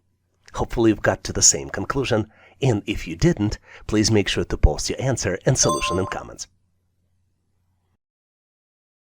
Here's the very interesting drum problem, which I have full confidence that you will solve very quickly. You're presented with 3 drums, and the next drum in the sequence is missing. You need to select the next drum out of 4 possible choices. Choices A, B, C, and D. Take a close look to see if you can come up with the answer. Did you figure it out? You would be surprised how simple the answer is. And that's why I'm moving forward to share with you my version of the solution. And obviously, if you have a better way to solve it, please make sure to post in comments. To solve this challenge, we need to understand the pattern, and the pattern will help us get to the correct solution. Even though drums and drumsticks look similar, this is not the case. If you look closely, you will see that only drumsticks are the same, but drums are different because they have dotted designs on each drum. Let me assign a unique number to each drum in the sequence. We will reference these drums as 1, 2, 3, and then the missing drum we will reference as number 4. Let's look closely at drum number 1. On the top of the drum 1, dotted pattern consists only of the white dots, but as it continues, you see different colors. Let's follow these colors. We have white, yellow, blue, pink, purple, and green. If we go to drum number 2, you see that the dotted pattern shifts as it goes from left to right, and then this pattern restarts. For example, the last dot in the drum 1 is green, but then in drum 2, this green dot restarts the pattern. To get to the correct answer, we need to continue shifting the pattern and get to the correct pattern for drum number 4. And the correct pattern for drum number 4 will be pink, purple, green, white, yellow, and blue. And drum that matches this pattern will be choice C. Did you get to the correct solution? If not, please make sure to post your solution and rationale in comments. I love this question because it tests your spatial reasoning and analytical skills so well. You're presented with overlapping set of objects. We have in the picture pink square, red star, gray circle, yellow star, green circle, blue box, and pink diamond. In the middle of the picture, we have a gap where nothing is presented, and this gap is represented by the question mark. You need to fill the gap with one of 4 possible choices. Choices A, B, C, and D. Take a close look at the picture to see if you can fill the gap and find the missing object. I'm pretty sure you got it because I'm moving forward to share with you my version of the answer. And obviously, if you have a better way to solve it, please make sure to post in comments. The correct answer here is choice C. Let's confirm and verify it by moving this choice to fill the gap. To solve these types of challenges, you need to mentally build the object in your head by continuing to visualize in your head one of the existing objects in the picture. I used green circle. It is very obvious which choice would continue the green circle. But you can also use yellow star, blue square, or pink square. Do you know any other ways how to solve these problems? Please make sure to post your ideas on how to better solve them in comments. Here's the very interesting question, which is frequently used to test your analytical reasoning and spatial reasoning. You're presented with the set of objects, and you need to find the missing item. The set of objects consists of 3 rows. In the first row, you see the pigeon, arrow, and then the pigeon again. In the second row, you see the flower, arrow, and then the flower again. Then in the third row, you see the car, the arrow, and then comes the missing item. You need to select the missing item out of 4 possible choices. Choices A, B, C, and D. Take a close look to see if you can come up with the solution. If you can't figure it out, consider pausing this video to see if you can get to the answer. Are you ready? I am moving forward to share with you my version and my rationale for the answer. And obviously, if you have a better way to solve it, or if you have a better explanation, please make sure to post in comments. The actual answer to the question is very simple, but the question was designed to confuse you. The objects that you see on the left of the arrow and on the right of the arrow are reflections of each other. What's interesting here is that the objects are mirror images reflected either horizontally or vertically. You determine the axis of reflection based not on the direction of the arrow, but based on the direction which is rotated 90 degrees to the direction actually shown. Let's look at the actual example. Because the direction of the first arrow in the first row goes from top to bottom, the pigeon actually is reflected horizontally, not vertically. And to get to the correct answer, you need to rotate the pigeon 180 degrees. Let's look at the second object. We see the flowers with the yellow flower being on the left. And once we do the conversion, basically vertical reflection, because the arrow goes from left to right, we see that the yellow flower is now on the right. So the pattern here is that the arrow points to perpendicular direction of the actual reflection. For example, vertical direction of the arrow results in horizontal reflection and vice versa. Let's look at the third row to get to the correct answer. Because arrow goes from top to bottom, we need to use horizontal reflection, which means that the correct answer here is choice A. Did you get to the same answer? If not, please make sure to post your answer and rationale in comments. In this section, we will look at the behavioral employment assessment questions frequently asked in a test. Behavioral questions are used by employers to evaluate a candidate's behavioral tendencies, soft skills, and decision-making abilities in specific work-related scenarios. These tests are designed to predict how well a candidate is likely to perform and how well the candidate will fit into company's culture based on their responses to various situational questions. Most commonly, employers use following three types of questions. Number one is scenario-based questions. Candidates are presented with hypothetical work-related scenarios or situations. These scenarios may be relevant to a specific job role or industry the candidate is applying for. Number two are multiple-choice questions. Candidates are provided with multiple-choice options as responses for each scenario. They need to choose the most appropriate or effective response. And last but not least are evaluation behavioral trait questions. These types of questions assess various behavioral traits and soft skills of the candidates, such as problem-solving ability, communication skills, teamwork, conflict resolution, time management, adaptability, and leadership potential. Let's look at some of the specific behavioral test questions we frequently see on the test. Here's an amazing question we frequently see on the test. You're presented with the statement. In this case, the statement is, I'm working better when no one is bothering me.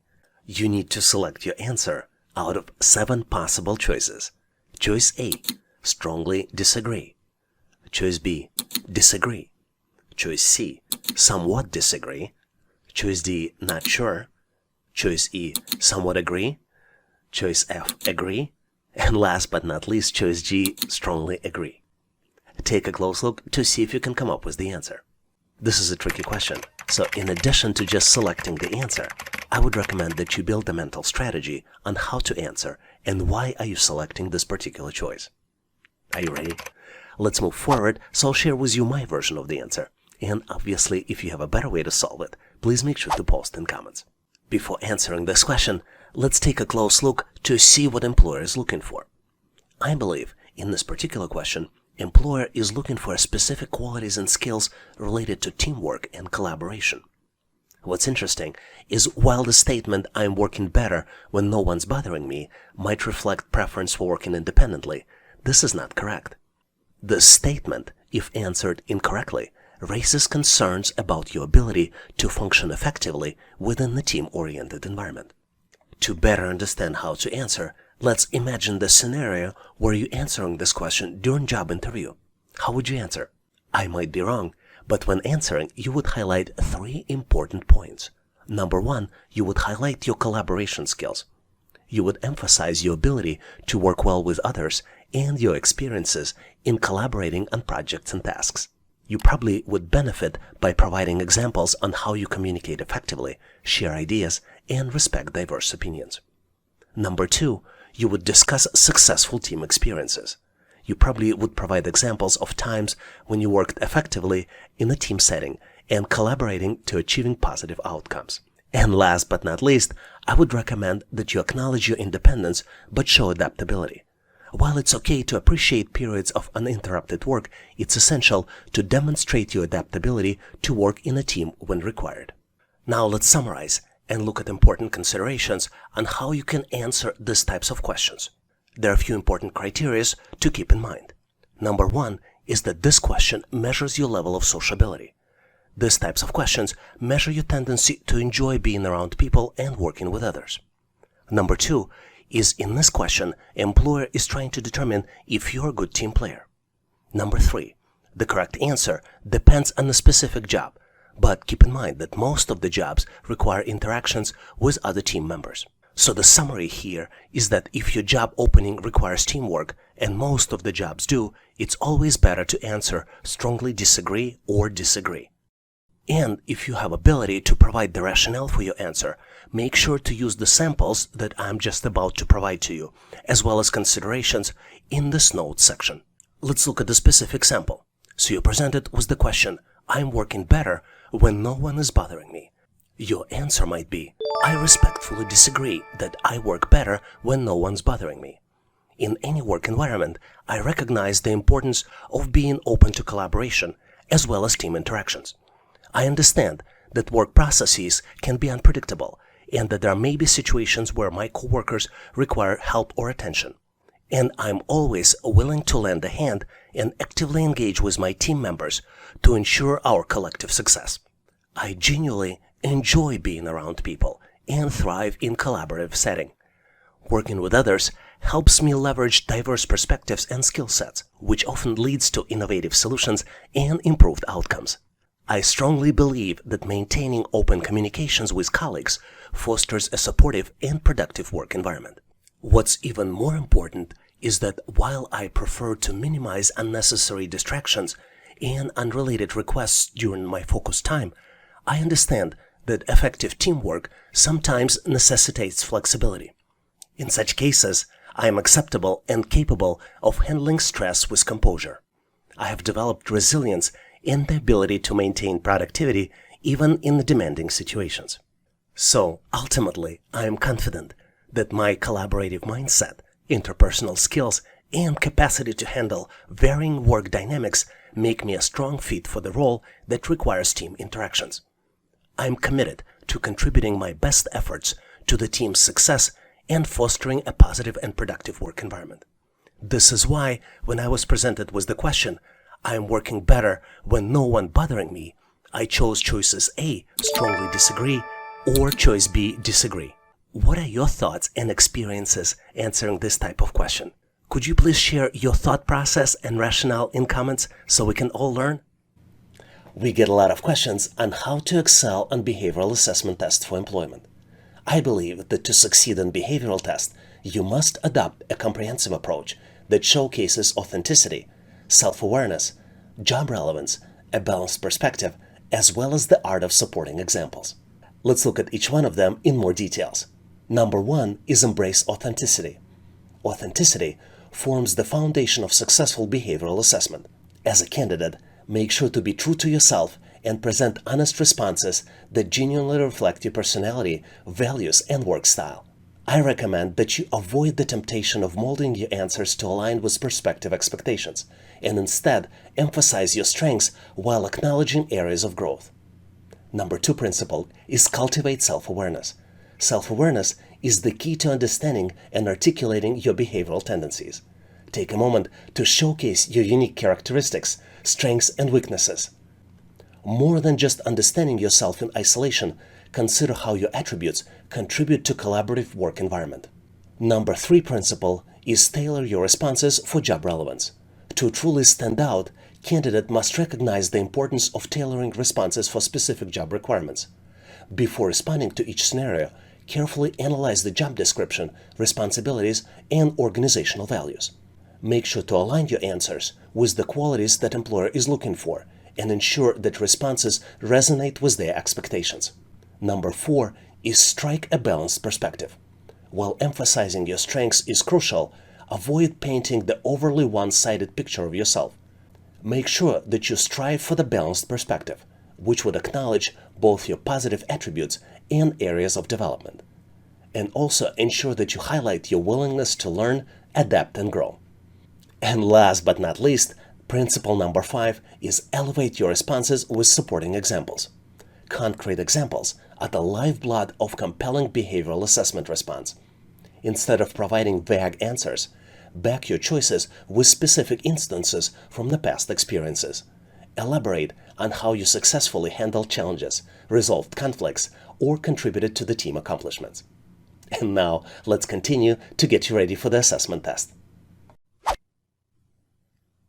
Here's an interesting question to see how well you would deal with customer service inquiries. A customer is upset because her favorite pizza is currently unavailable. What is the best way to respond? And you're presented with 4 possible choices. Choice A. Tell the customer to speak with the manager to resolve the issue. Choice B, offer the customer an alternative pizza option. Choice C, inform the customer that you will check if the desired pizza is in stock. And last but not least, choice D, state that handling this matter is not within your responsibility. Take a close look to see if you can come up with the answer. Are you ready? If not, please make sure to pause this video to see if you can come up with the answers, because I'm moving forward to share with you my version of the solution. And obviously, if you have a better way to resolve it, please make sure to post in comments. As you might have guessed, this question is not about picking one of the choices. This question is about a fundamental customer service principles and how you use them to answer this particular question. You also want to make sure to mention all these principles when you're answering this question in person. So what are those principles? There are 4 of them. Number 1 is acknowledging the customer's disappointment. Because her favorite pizza is not available and you show empathy, this shows your understanding of her feelings. Number 2 principle is providing an immediate alternative option, which shows responsiveness and commitment to helping the customer promptly. Number 3 principle is taking responsibility for finding a solution which exemplifies ownerships and dedication for you to help resolve customer issue.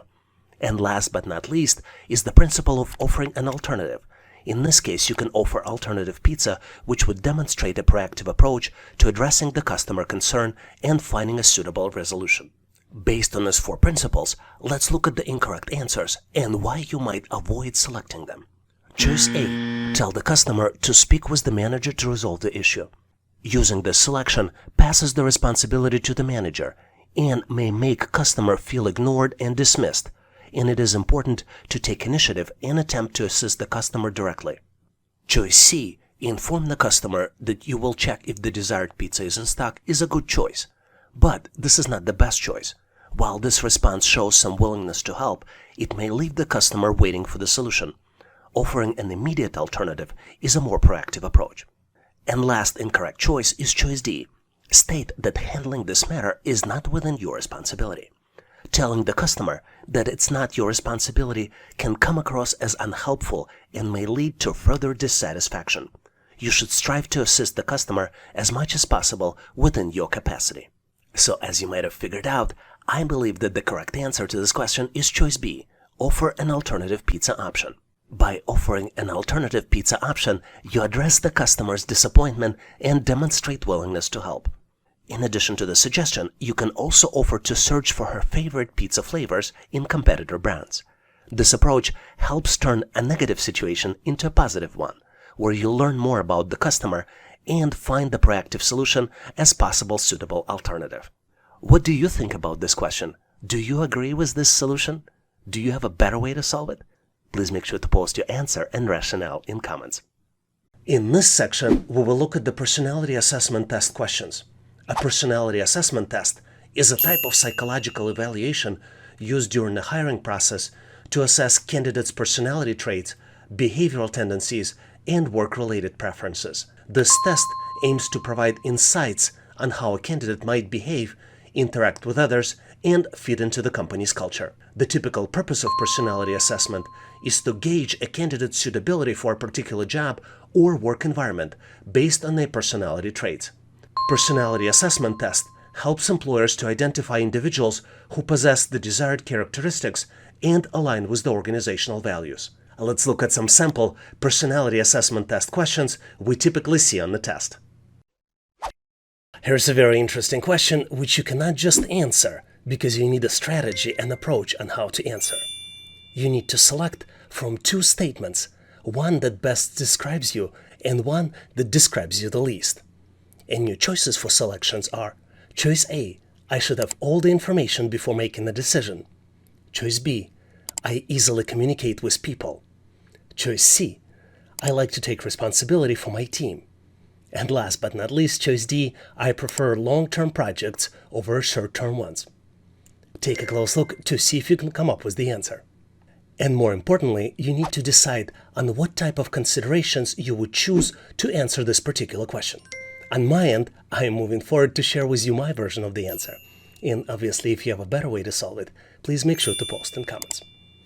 I think is that the most important consideration here to answer this question is job relevance.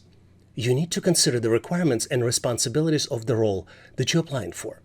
For example, one differentiation might be individual contributor role versus a leadership role. By doing this differentiation, the describe me the most will identify statements that will demonstrate the good fit for the particular job position. And for describe me the least will provide reasons why, based on the position, this may not be applicable. And obviously, you would need to support the answer with the examples from your past career. Let's look at how you might consider answering this question if you're applying for individual contributor jobs. The individual contributor jobs is where you as individual responsible for the outcomes. Samples of these jobs might be data analyst, research scientist, software engineer, quality assurance specialist, financial analyst, technical writer, graphics designer, and a lot of others. Here the preferential answers would be choices A and D. Let's look at choice A first. Choice A, I should have all the information before making the decision. The statement for individual contributor job suggests a preference for thoughtfulness and careful decision making. In an individual contributor role, it's important to be detailed-oriented and make informed decisions based on available information. This trait can be valuable in roles that require precise execution and attention to details. Choice D, I prefer long-term projects over short-term ones, is also preferred for individual contributor roles. This statement indicates a preference for working on the projects that have longer duration. In an individual contributor role, this trait may be beneficial for tasks or projects that require patience, persistence, and focus on long-term goals.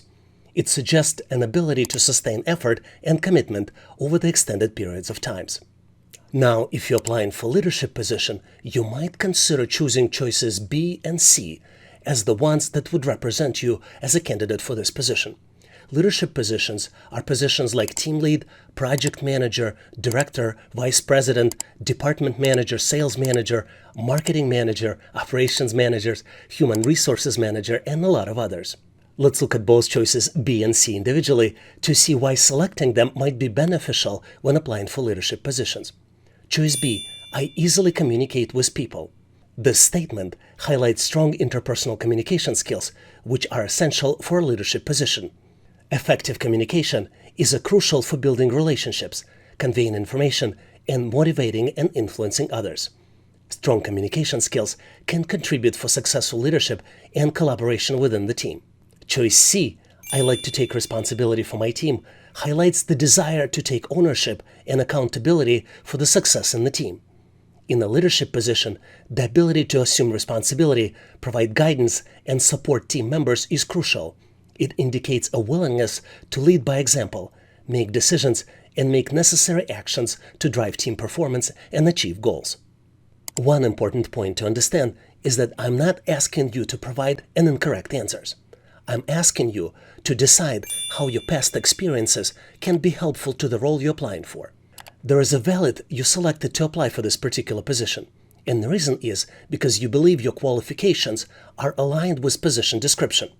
So what you need to do here, answering this question, you need to align the answers with the job requirements. My 3 recommendations for you on how to answer these types of questions is provide authenticity, provide self-reflection, and provide supporting examples. Let's look at each one individually to help you decide how to answer this particular question. Let's look at number 1, authenticity. You need to provide honest and genuine responses that accurately reflect your personality traits and tendencies.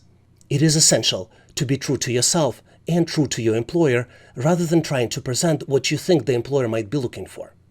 Number 2 is self-reflection. Take a moment to reflect on your own characteristics and behaviors. Consider your strengths, weaknesses, preferences, and areas where you excel or struggle. And number 3, think of the supporting examples. Justify your choices by providing specific examples or instances from your past experience. This helps add credibility to your responses and allows the employer to understand your reasons and thought process. Next, I'm going to share with you my answer if you're applying for the leadership position. And I'm also going to ask you to provide your answer for the individual contributor role. For example, if you're applying for leadership position, I recommend that you choose choice C and choice A. Choice C, I like to take responsibility for my team, would represent the answer that best describes you. Your actual justification for this choice may sound like this. As a leader, I thrive on guiding and supporting my team towards success. I believe that fostering a collaborative and empowering work environment where individuals can grow and excel. Taking responsibility for my team means ensuring their development, providing guidance when needed, and creating a cohesive and motivated group that can achieve outstanding results. The statement that describes you the least might be choice A, and choice A states, I should have all the information needed before making the decision. The justification for the answer might be, while I value the thoughtfulness and informed decision-making, as a leader, I understand that time-sensitive situations may require making decisions with limited information. I am comfortable relying on my experience, intuition, and the input of trusted team members to make timely decisions while considering the available information. I'm also open to adjusting decisions as more information becomes available to ensure the best possible outcomes. Now, what do you think the answer should be for the individual contributor role? Please make sure to post your answer, recommendation, and justification in comments of this video so we can all learn. I love this question because it tests candidates' ability to prioritize as well as candidates' leadership skills. You're presented with the question where you need to select two statements. One statement that best describes you and another that describes you the least. The four possible answers to this question would be A, I can organize my work schedule by myself. Choice B, I work even better when everything goes wrong. Choice C, I think small details are important. And last but not least, choice D, I like to be best player on my team. Take a close look to see if you can come up with two answers. On my end, I am moving forward to share with you my version of the answer. And obviously, if you have a better way to solve it, please make sure to post in comments. Let's first look at the important considerations on how you can select the right answer. There are three important considerations here, and they all fall into one category, job relevance. You need to consider the requirements and responsibilities of the role you're applying for. Number two, you need to think about how each statement relates to the demands of the position.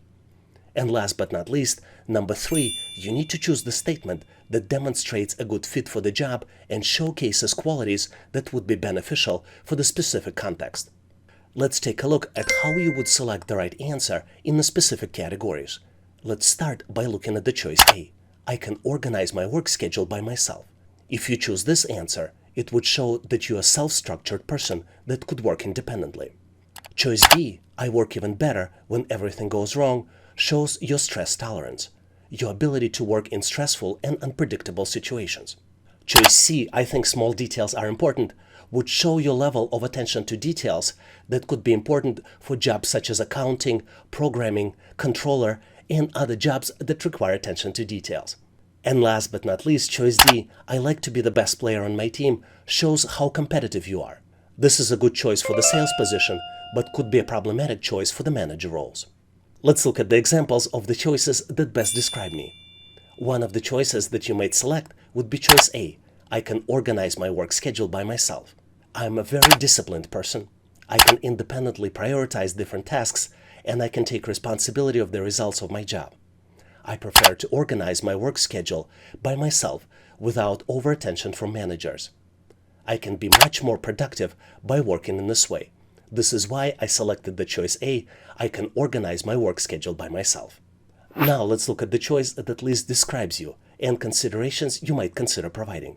For that statement, I selected choice D. I like to be the best player on my team. Of course, I want to show off my skills and I want results be fairly evaluated. But I understand the importance of teamwork for good results. And in this way, I can do a back office job when it's necessary. I will put overall results of my team in the first place, even if it temporarily slows down my own results and my progress. Do you have any other suggestions on how you can answer this type of questions? Please make sure to post them in comments so we can all learn. In this section, we will look at numerical reasoning test questions frequently used in a test. Numerical reasoning assessment test is a standardized evaluation designed to assess individuals' ability to understand and work with numerical data, make calculations, interpret charts and graphs, and draw conclusions from quantitative information. The typical content of numerical reasoning test can vary. but often include topics such as basic arithmetic, percentage and ratios, data interpretation, financial analysis, mathematical problem solving, number sequences, and a lot of others.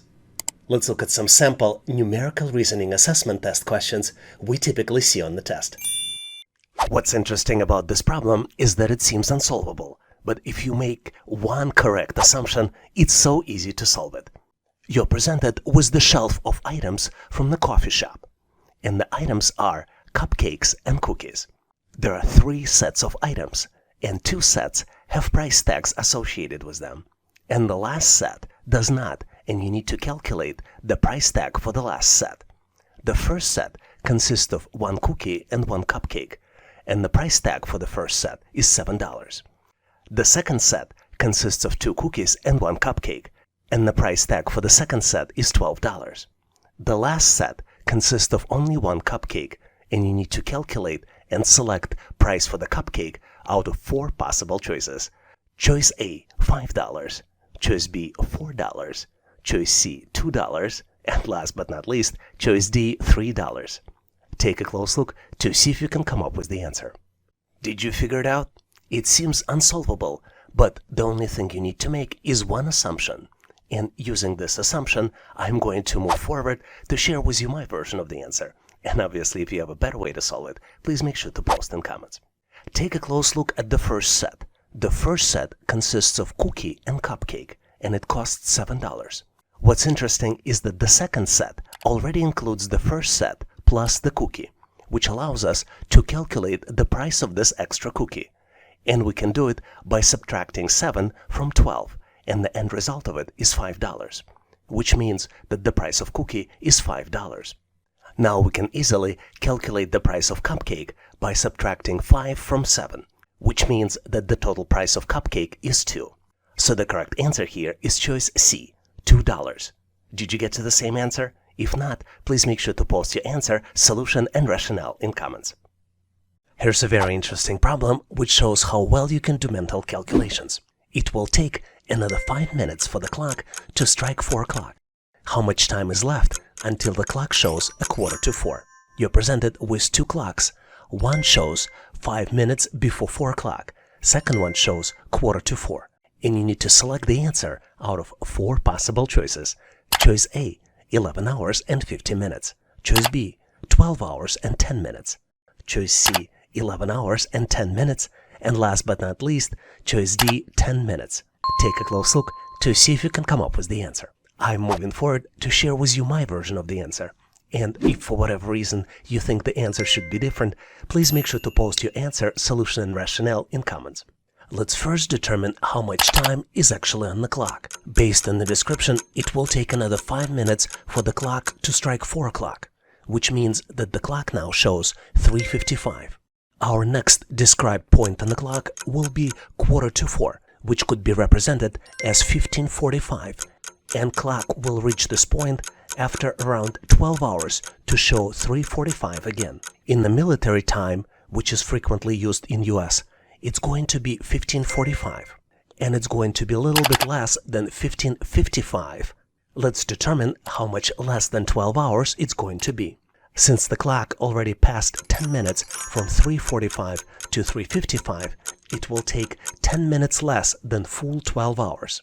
This is why we can subtract 10 minutes from 12 hours to get to the answer of 11 hours and 50 minutes. So the correct answer here is choice A, 11 hours and 50 minutes. Did you get to the same answer?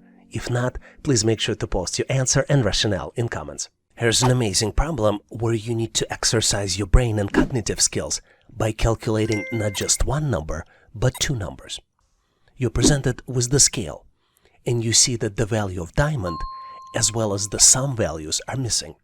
And you need to ensure that scale remains balanced by calculating the value of the diamond as well as the sum. And once you've done with your calculations, you need to select out of 4 possible choices. Choice A, values 18 and 96.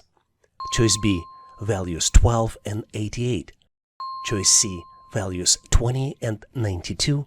And last but not least, choice D, values 19 and 94.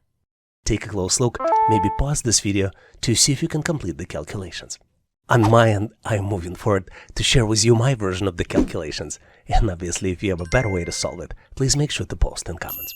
To solve this challenge, let's look at the picture closely to better understand what we're dealing with. We're presented with the multi-tier scale, and this scale has 4 tiers: Tier 1, Tier 2, Tier 3, and Tier 4. Scale remains in balance because values on the left side and on the right side are equal, and the values are represented by the total of numbers inside of each shape. For example, circle has number 12, hexagon has number 6, triangle has number 3, and square has number 4. Let's look closely at Tier 3 to better understand how this tier remains in balance. As I already mentioned, each tier remains in balance because the numbers are equal on both sides. So on the left of the Tier 3, we have 2 hexagons with total value of 12. On the right of the Tier 3, we have hexagon, which equals number 6, plus 2 triangles, 3 plus 3. So on both sides, the total value is 12. This is why Tier 3 remains in balance. Now let's look closely at the Tier 2. On the left of the Tier 2, we have 2 circles. Each circle has a value of 12. 2 circles would be equal 24. On the left of the Tier 2, we have 2 circles with total value of 24, and the entire Tier 3, which also equals 24. This what keeps Tier 2 in balance. Now, knowing this logic, we can calculate the missing value on Tier 4. Because Tier 4 needs to remain in balance, the value of 12 plus 6 should be equal to the missing value, which means that the missing value is 18, and the total sum will be calculated as the sum of all the numbers. The sum of Tier 2 and Tier 3 would be 24 plus 24 plus 48 on the right side of Tier 1, which would equal 96. So the correct answer here is choice A, 18 and 96. Did you get to the different answer? Please make sure to post your answer and solution in comments. Here's a very interesting question where answer is absolutely not obvious. You're presented with interestingly looking shapes. On top of the shape is triangle. On the bottom left and on the bottom right, there are squares. There are numbers inside the triangle, and there are also numbers inside the squares. Let's take a close look. The first object has number 5 inside the triangle, and number 3 in the left square, and number 17 in the right square.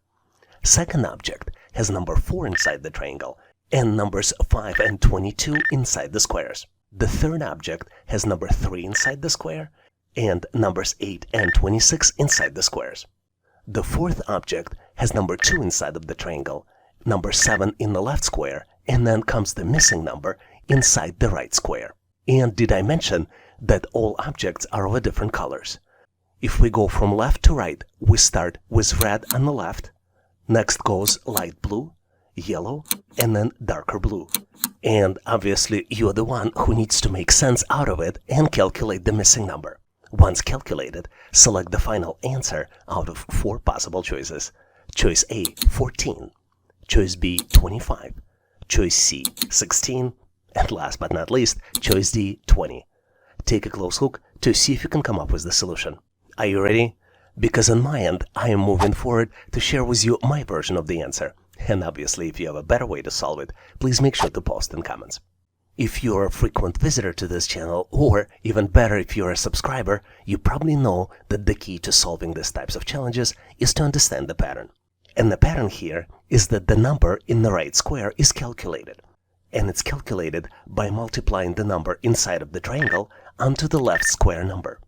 And on top of this multiplication, you also add 2 to the end result of the calculation. Let's look at the example. If we multiply 5 by 3 in the first object, the end result of this calculation would be 15. Then we add 2 to 15, and that's how we get to the number in the right square, which is 17.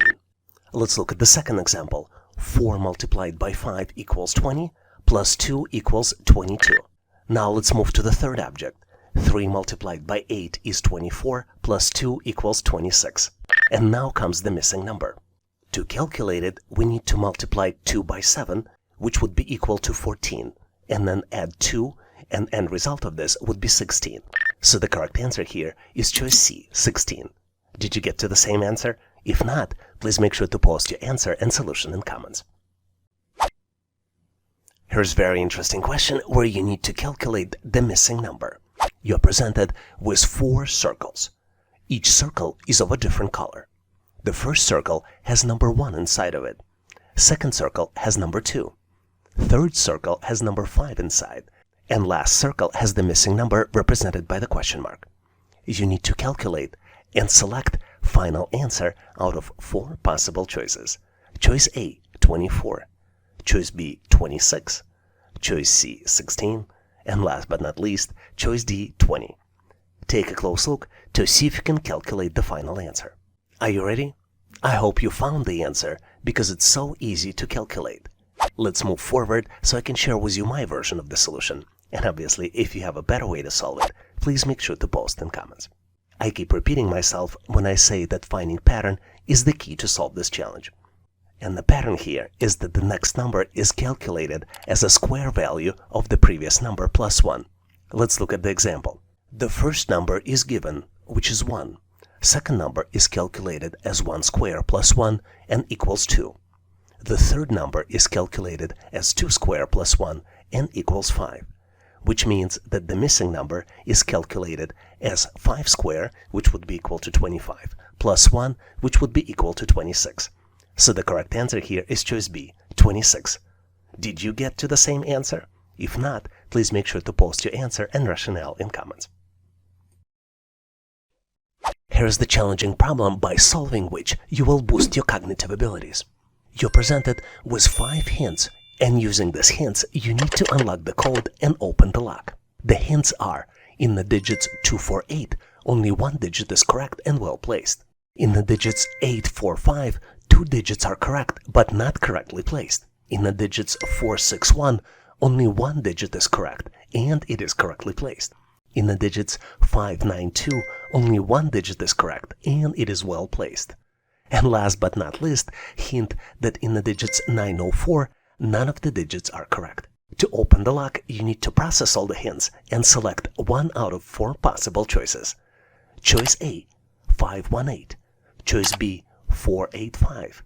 Choice C, 418. And last but not least, choice D, 568. Take a close look to see if you can come up with the answer. I'm pretty sure you're done solving it by now, so I'm moving forward to share with you my version of the answer and solution. And if you have a better way to solve it, please make sure to post in comments. As you might have guessed, you solve this problem through elimination. And I'm going to start with the hint number 5, because it's the most helpful of all. Once we've learned that in combination 904 none of the digits are correct, we can eliminate 2 possible answers. We can eliminate both choices B and C because both of them have digit 4, which is an incorrect digit. Let's continue elimination to get to the correct answer. If we look through the remaining 4 hints, we learn that in hint 1, where digits are 2, 4, 8, only 1 digit is correctly placed, which is digit 8. In hint 2, 2 digits are correct, but they're not correctly placed, and they're digits 8 and 5. In hint 3, only 1 digit 6 is correct, and it is correctly placed. And last but not least, in hint 4, digit 5 is correct, and it is well placed. Based on this, the correct answer here is choice D, 568. Do you have any hints to show how to best solve these types of challenges? If you do, please make sure to post them in comments. Have you ever dealt with the money tree? Well, now it's your opportunity. And it's your opportunity to check your attention to details. You're presented with the money tree making enterprise. And you need to calculate the total value of money that you see in the picture. What's interesting here is that each coin is 1 cent. And each bill equals $1. You need to identify all coins and all bills and count the total value. Once you complete the calculations, please select 1 out of 4 possible choices. Choice A, $10.18. Choice B, $12.09.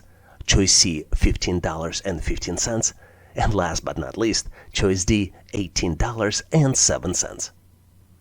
Take a close look to see if you can complete the calculations. I think the correct answer here is choice A, $10.18. And here's why. I counted $10 in the picture. Let's start with the top of the money tree. 1, 2, 3, 4. And then on the right, we see another group of the dollar bills. There are $5 there. Let's count them together. 1, 2, 3, 4, 5. And then we see the hard-to-notice dollar bill on the top of the flower pot. Now let's count the coins. We see 9 coins to the right of the flower pot. Then we see 8 coins coming out of the watering can. And then there is 1 coin on top of the watering can, which is easy to miss. Did you get to the same answer? Choice A, $10.18? If you didn't, please make sure to post your answer and whatever other coins or dollar bills I missed in comments. Here's a puzzling question for you, but I have full confidence that you can solve it quickly. You're presented with 4x4 matrix, and the numbers are, starting in the upper left corner, 9, 8, 3, 4.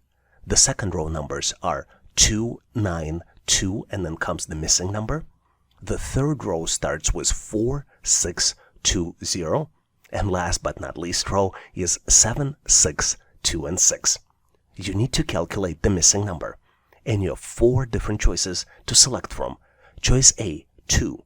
Choice B, 5. Choice C, 6.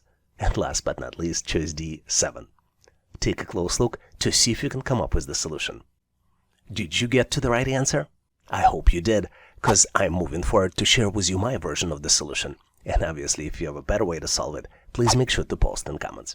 You're probably tired of hearing this in this channel, but to solve these types of challenges, you need to detect the pattern. And the pattern here is that the last 2 digits are equal to the sum of the first 2 digits multiplied by 2. Let's look at the example. The first row contains numbers 9, 8, 3, 4. And the expression here is that 9 plus 8 in parentheses multiplied by 2 equals 34. Based on this logic, the third number would be 4 plus 6 in parentheses multiplied by 2, which would be equal to 20, which represents the set of numbers 4, 6, and then 20. And then the last row would be 7 plus 6 in parentheses multiplied by 2, which would be 13 multiplied by 2, which would be equal to 26. So the missing number would be calculated as 2 plus 9 multiplied by 2 equals 22. So the correct answer here is choice A, 2. Did you get to the same answer? If you didn't, or maybe you got to a different answer, please make sure to post your version in comments. You will enjoy this question because it tests your logical thinking and analytical skills. You're presented with the dart in the exact middle of the dartboard. Dart has numbers on top of the ribbon and at the end of the ribbon. The numbers on the ribbon are 13, 18, 41, 128, and 517. Numbers at the end of the ribbon are 18, 41, 128, 517, and then comes the missing number you need to calculate and select out of 4 possible choices. Choices A, 1921, choice B, 2029, choice C, 2359, and last but not least, choice D, 2590. Give yourself a moment, maybe pause this video to see if you can calculate the answer. Are you ready? Let's move forward so I can share with you my version of the answer.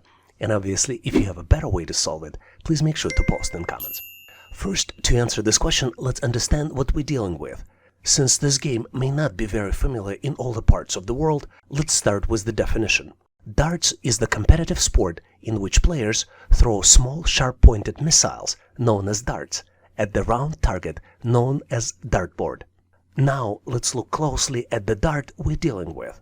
Our dart is unique because it has ribbons. There is a number on the ribbon, and there is a calculated number at the end of the ribbon. To complete the calculations, let's assign each ribbon unique number.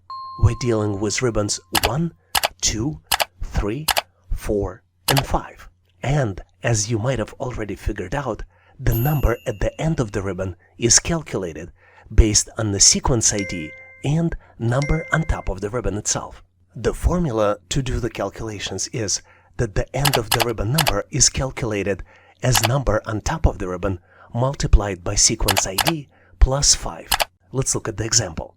The first blue ribbon has the sequence number 1, so that the end of the ribbon number is calculated as 13 multiplied by 1 plus 5, which would be equals 18. The second ribbon number is calculated as 18 multiplied by 2 plus 5 equals 41. The third ribbon number is calculated as 41 multiplied by 3 plus 5 equals 128. And the fourth ribbon number is calculated as 128 multiplied by 4 plus 5 equals 517. Now we know how to calculate the missing number. The missing number is calculated as 517 multiplied by 5 plus 5, which would be equal to 2590. So the correct answer here is choice D, 2590. Did you get to the same answer? If not, please make sure to post your answer and solution in comments. In this section, we will look at the most common customer service test questions we typically see on the test. A customer service test is a type of assessment used by employers to evaluate candidates' customer service skills, abilities, and aptitude for dealing with customers. Customer service test assesses various aspects of customer service, such as communication skills, problem-solving abilities, empathy, and professionalism. The typical purpose of the customer service test is to determine candidates' potential for delivering high-quality customer service and their fit for a customer-facing role. This test helps employers to assess how well candidate can handle customer interactions, resolve issues, and represent the customer in a positive manner. Let's look at some sample customer service test questions we typically see on the test. Here's a truly amazing question which tests your customer service skills. As a retail store worker, imagine you're carrying a big basket of fresh fruits. Suddenly, a customer comes up to you and asks where she can find a coffee. Which response would be the best way to handle the situation? You're presented with 4 possible choices. Choice A: politely walk past the customer without saying anything because you need to replenish the fruits in the store shelves. Choice B: gently put down the basket of fruits and show the customer where the coffee is located. Choice C: explain to the customer verbally where she can find the coffee. And then last but not least, choice D: request the customer to wait and come back to her after you finish dealing with the fruits. Take a close look to see if you can come up with the answer. Tricky question, don't you think so? But I'm sure by now you already know the answer, so I'm moving forward to share with you my version of the solution. And obviously, if you have a better way to solve it, please make sure to post in comments. The most important thing in these types of question is not just to pick the answer, but have a rationale and strategy on how to answer them. I used 4 customer service principles to answer this question. Number 1 principle is responding promptly to customer inquiries and needs is crucial in delivering excellent customer service. Second principle is that offering direct customer assistance, such as guiding the customer to the product they're seeking, shows attentiveness and care. Number 3 principle I used is prioritizing and addressing the customer request immediately, demonstrate that their needs are essential and respected. And number 4 principle is that ensuring the customer feels attended to and valued enhances their overall shopping experience. Now let's look at the choices which I was able to eliminate using these 4 principles. I eliminated choice A: silently walk past the customer because you need to upgrade the fruits in the store. This choice is incorrect because it neglects customer request and it does not address her needs, resulting in poor customer service. It also allowed me to eliminate choice C: explain to the customer verbally where she can find the coffee. Obviously, providing verbal information is helpful, but option C does not acknowledge the importance of assisting the customer hands-on, which can have a more positive impact on her shopping experience. And last but not least, choice D: request the customer to wait and come back to her after you finish dealing with the fruit, was eliminated because this choice is not ideal. It delays addressing the customer request and may lead her feeling ignored and unimportant during her shopping journey. Excellent customer service involves being responsive and attentive to customer needs promptly. This leads us to the choice B as a final answer. Choice B: gently put down the basket of fruits and show the customer where the coffee is located. As a retail store worker, providing excellent customer service is essential. By politely setting aside the basket of fruits and guiding the customer to coffee section, you offer immediate assistance and show that you value her needs. This approach makes the customer feel attended to and helps her find what she is looking for promptly. Did you come up with the different answer? If you did, please make sure to post your answer, solution, and rationale in comments so we can all learn. Here's an interesting question to see how well you would deal with customer service inquiries. A customer is upset because her favorite pizza is currently unavailable. What is the best way to respond? And you're presented with 4 possible choices. Choice A. Tell the customer to speak with the manager to resolve the issue. Choice B. Offer the customer an alternative pizza option. Choice C. Inform the customer that you will check if the desired pizza is in stock. And last but not least, choice D. State that handling this matter is not within your responsibility. Take a close look to see if you can come up with the answer. Are you ready? If not, please make sure to pause this video to see if you can come up with the answers, because I'm moving forward to share with you my version of the solution. And obviously, if you have a better way to resolve it, please make sure to post in comments. As you might have guessed, this question is not about picking one of the choices. This question is about a fundamental customer service principles and how you use them to answer this particular question. You also want to make sure to mention all these principles when you're answering this question in person. So what are those principles? There are 4 of them. Number 1 is acknowledging the customer's disappointment. Because her favorite pizza is not available and you show empathy, this shows your understanding of her feelings. Number 2 principle is providing an immediate alternative option, which shows responsiveness and commitment to helping the customer promptly. Number 3 principle is taking responsibility for finding a solution, which exemplifies ownerships and dedication for you to help resolve customer issue. And last but not least is the principle of offering an alternative. In this case, you can offer alternative pizza, which would demonstrate a proactive approach to addressing the customer concern and finding a suitable resolution.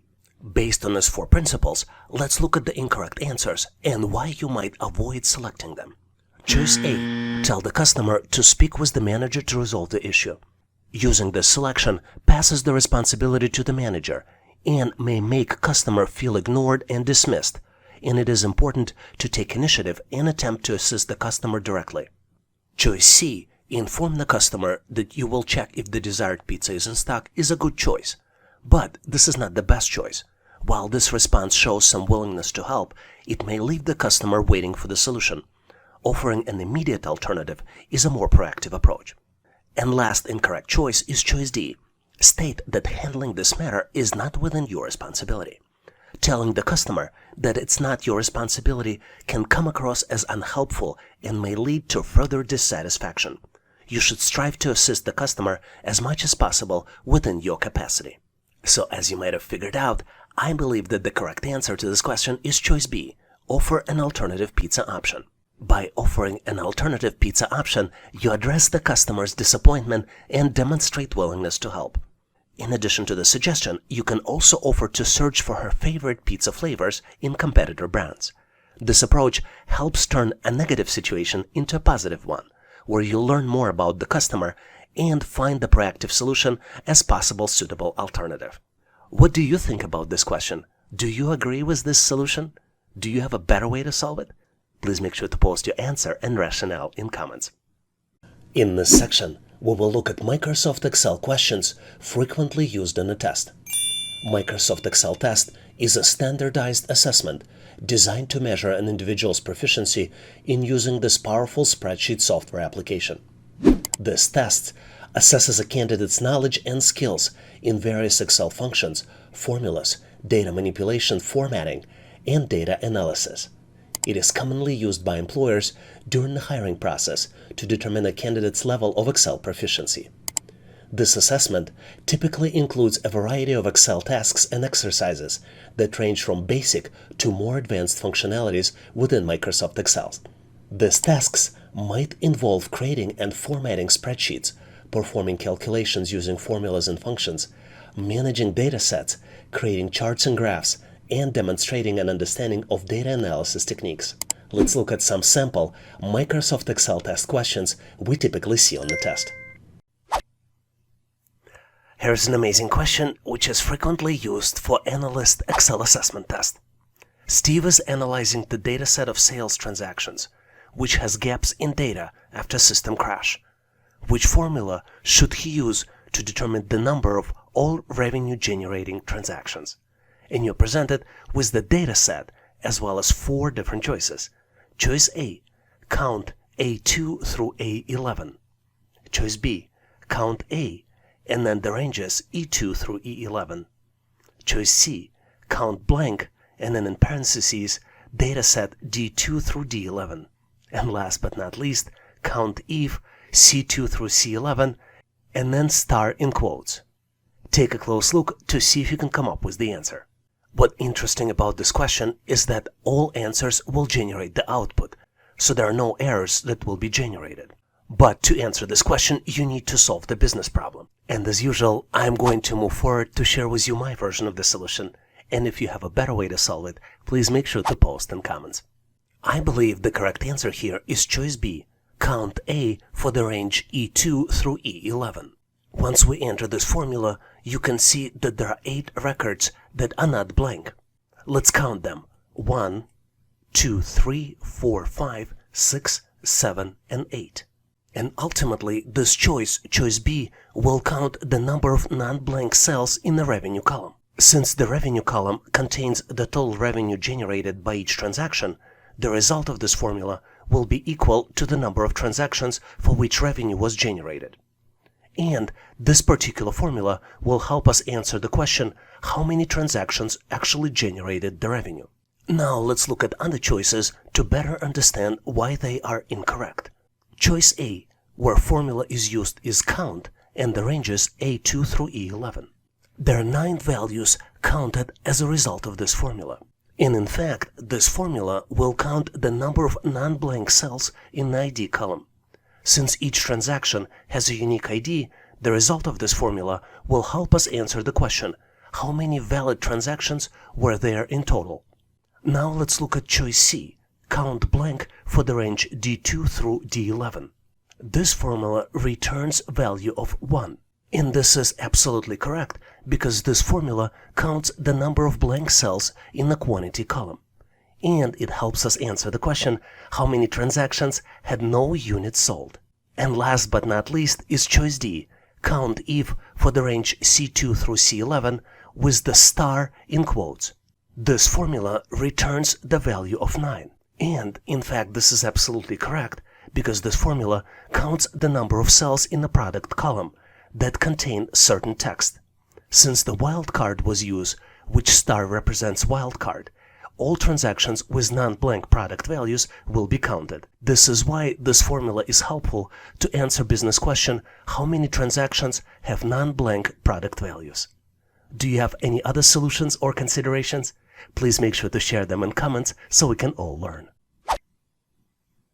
Here's an interesting question to test your knowledge of Excel formulas and functions. June is a small business owner, and she recorded her sales figures in an Excel spreadsheet. She needs to calculate total sales for 2022. Which of the following formulas will calculate the total sales correctly? You're presented with the snapshot of data from Microsoft Excel, and you need to select one out of 4 possible choices. Choice A equals sum B3 through B6. Choice B equals add, and then in parentheses B3 through B6. Choice C equals total, and then in parentheses B3 through B6. And last but not least, choice D equals product, and then in parentheses equals B3 minus B6. Do you know the answer? I have full confidence that you can quickly solve this challenge. And I'm going to move forward to share with you my answer. And obviously, if you have a better way to solve it, please make sure to share in comments. To solve this challenge, you need to understand the data and know Microsoft Excel formulas and functions. As you might have figured out, the correct answer here is choice A equals sum, and then in parentheses range B3 through B6. Sum function in Excel adds up the range of numbers. And to calculate the total sales for 2022, we need to add up all the sales figures for all quarters in 2022. As you can see, column B represents the sales data for 2022, and rows 3 through 6 represent quarterly sales. Now we know that the correct answer is choice A equals sum, and then in parentheses cell B3 through B6. Let's look at why other options are incorrect. Option B Add values B3 through B6 is not a valid Excel formula. Option C, total B3 through B6, is also not a valid Excel formula. And choice product B3 minus B6 will multiply the values in the range B3 through B6 together, and it will not give you the total sales for 2022. In fact, if you looked at the choice D, the values supplied is not even a range. It's the difference between the values of B3 and B6, because we're supplying only one argument, which is the result of mathematical operation B3 minus B6. And in fact, the output of this function, product B3 minus B6, will be negative, because it's a result of a subtraction of 337 minus 439, and the end result will be negative 101.91. Do you have any other thoughts or considerations about this question? Please make sure to share them in comments. Here's an amazing question to test your knowledge of frequently used Microsoft Excel functions. Lakshmi needs to determine the smallest quarterly sales amount for 2023. Which of the following formulas can she use in Microsoft Excel to accomplish this?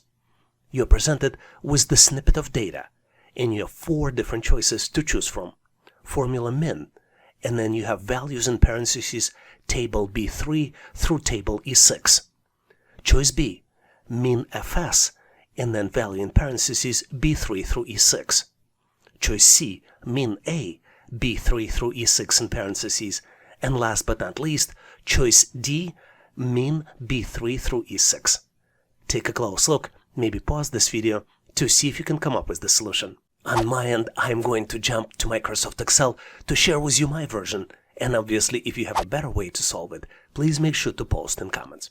I believe the correct answer here is choice D, using min function and then in parentheses supplying argument B3 through E6. To understand the answer, let's look at the data. We have source data for quarterly sales located in the range B3 through E6. We have 4 salespeople on the left, and then we have quarterly sales represented in the row 2. Min function returns the minimum value in the range of cells, and it can be used to determine the smallest quarterly amount for 2023. Since the formula is correct and the range of cells selected is correct, min function will calculate the smallest amount, and smallest amount is equals 253.11. To reinforce the knowledge, let's also look at the incorrect answers to better understand why they are incorrect.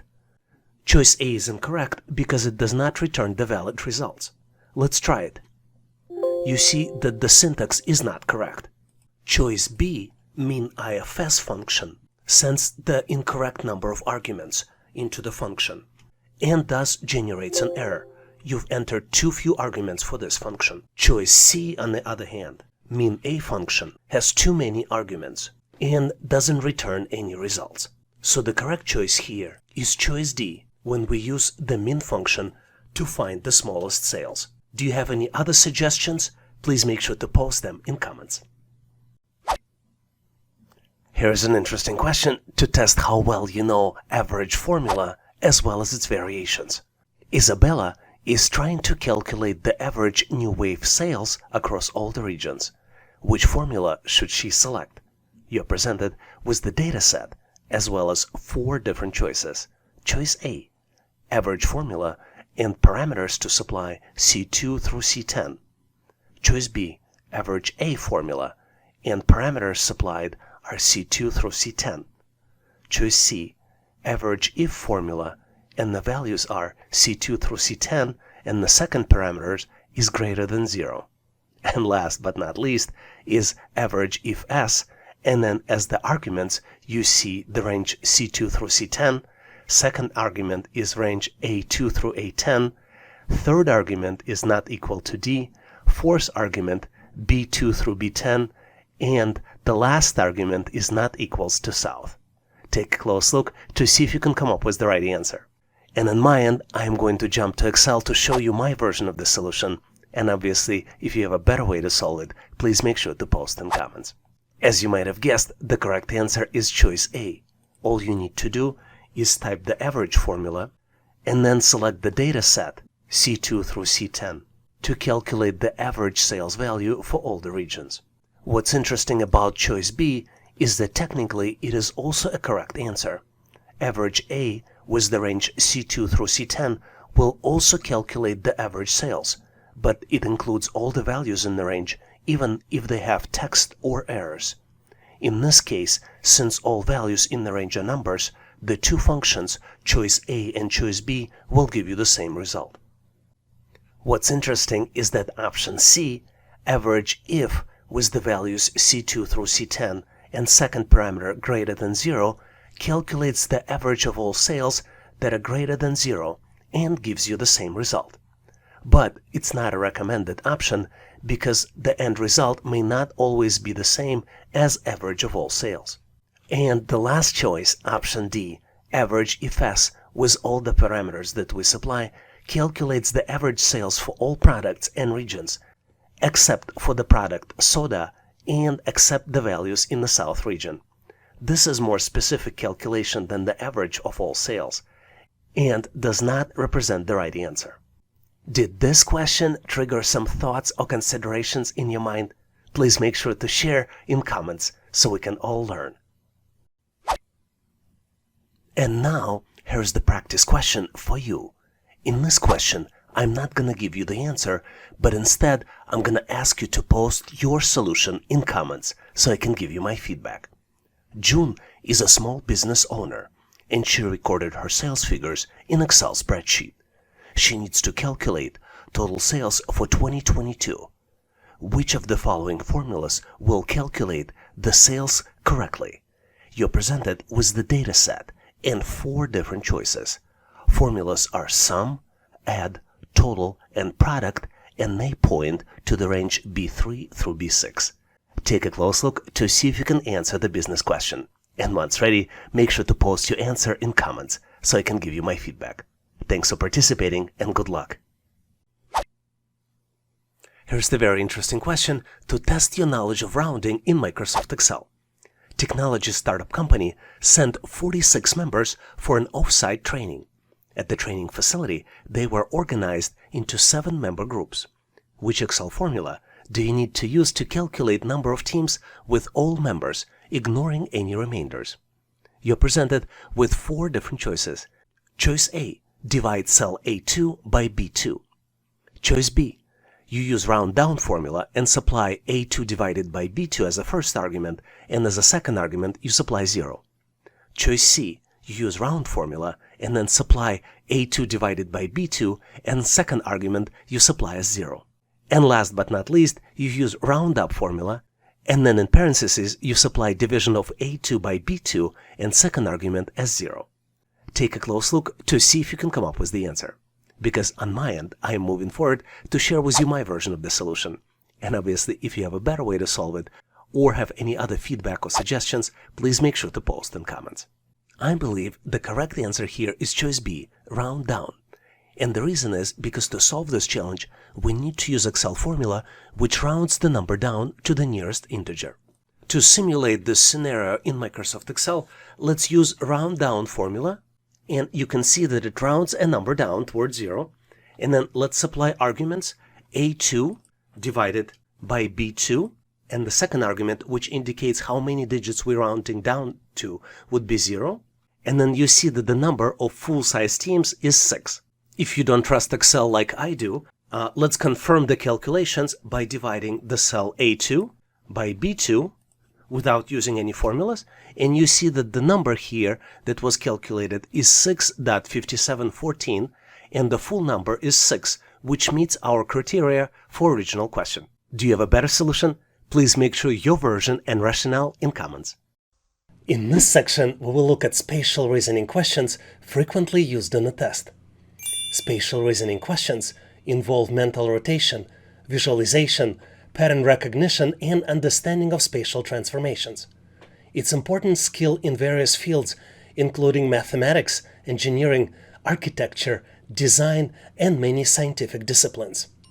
In the spatial reasoning questions, individuals are typically presented with the series of visual puzzles or questions that require them to identify patterns, complete shapes, or mentally manipulate objects. There are usually 5 types of tasks special reasoning questions might include. Number 1 is rotating or folding shapes to identify the correct match. Number 2 is determining the next step in the sequence, geometric or spatial transformation. Number 3, visualizing or mentally rotating 3D objects or shapes. Number 4, identifying symmetries, mirror images, or patterns in a series of figures. And last but not least, number 5, solving maze or pathfinding the problem. Spatial reasoning questions are often used for roles that require strong visualization and pattern-solving skills, as they help measure a person's aptitude for understanding and interpreting visual information accurately. Let's look at some specific spatial reasoning test questions we typically see on the test. It's time to grab your favorite thinking snack. Preferably not too crunchy though, as we're trying to focus here, because we're about to tackle a question that is challenging as resting to urge to eat the cookies. You're presented with 5 squares, and 6th square is missing. Obviously, there's a pattern here, and once you determine the pattern, you need to select your answer out of 4 possible choices. Choices A, B, C, and D. Take a close look to see if you can come up with the answer.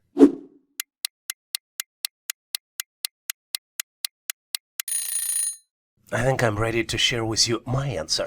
But remember, as we embark on this intellectual adventure, remember sharing answers is caring. But I'll totally understand if you want to keep your genius strategy as a secret and not share it in comments. To better understand the answer, let's add 3 columns. Columns 1, 2, and 3. What you probably already know by now is that the picture in the 3rd column, column 3, is a result of the combination of merging the first 2 columns, columns 1 and 2. There are 2 merging rules applied here. Let's start with the small square in the first row in the upper left corner. The small square is darker color. In the 2nd column, the small square is also dark, so when we merge dark color and dark color, we end up with the white color. And the 2nd merging rule is that if colors for the locations are different, it becomes a darker color. To answer the question, knowing these rules, all you need to do is switch to the row 2 and determine the combination for the column 3. So the correct answer here is choice C, which is a result of the combining small squares in 2nd row for columns 1 and 2. And now you can challenge yourself with this puzzling assessment test question by keeping in mind though that the process of finding the answer sharpens your ability to strategize and devise efficient solutions. You're presented with 3x3 matrix. Matrix consists of large squares, and each large square has 4 small squares inside. Small squares follow some sort of pattern, and this is something you need to determine and select the missing answer, which is the 9th square out of 4 possible choices.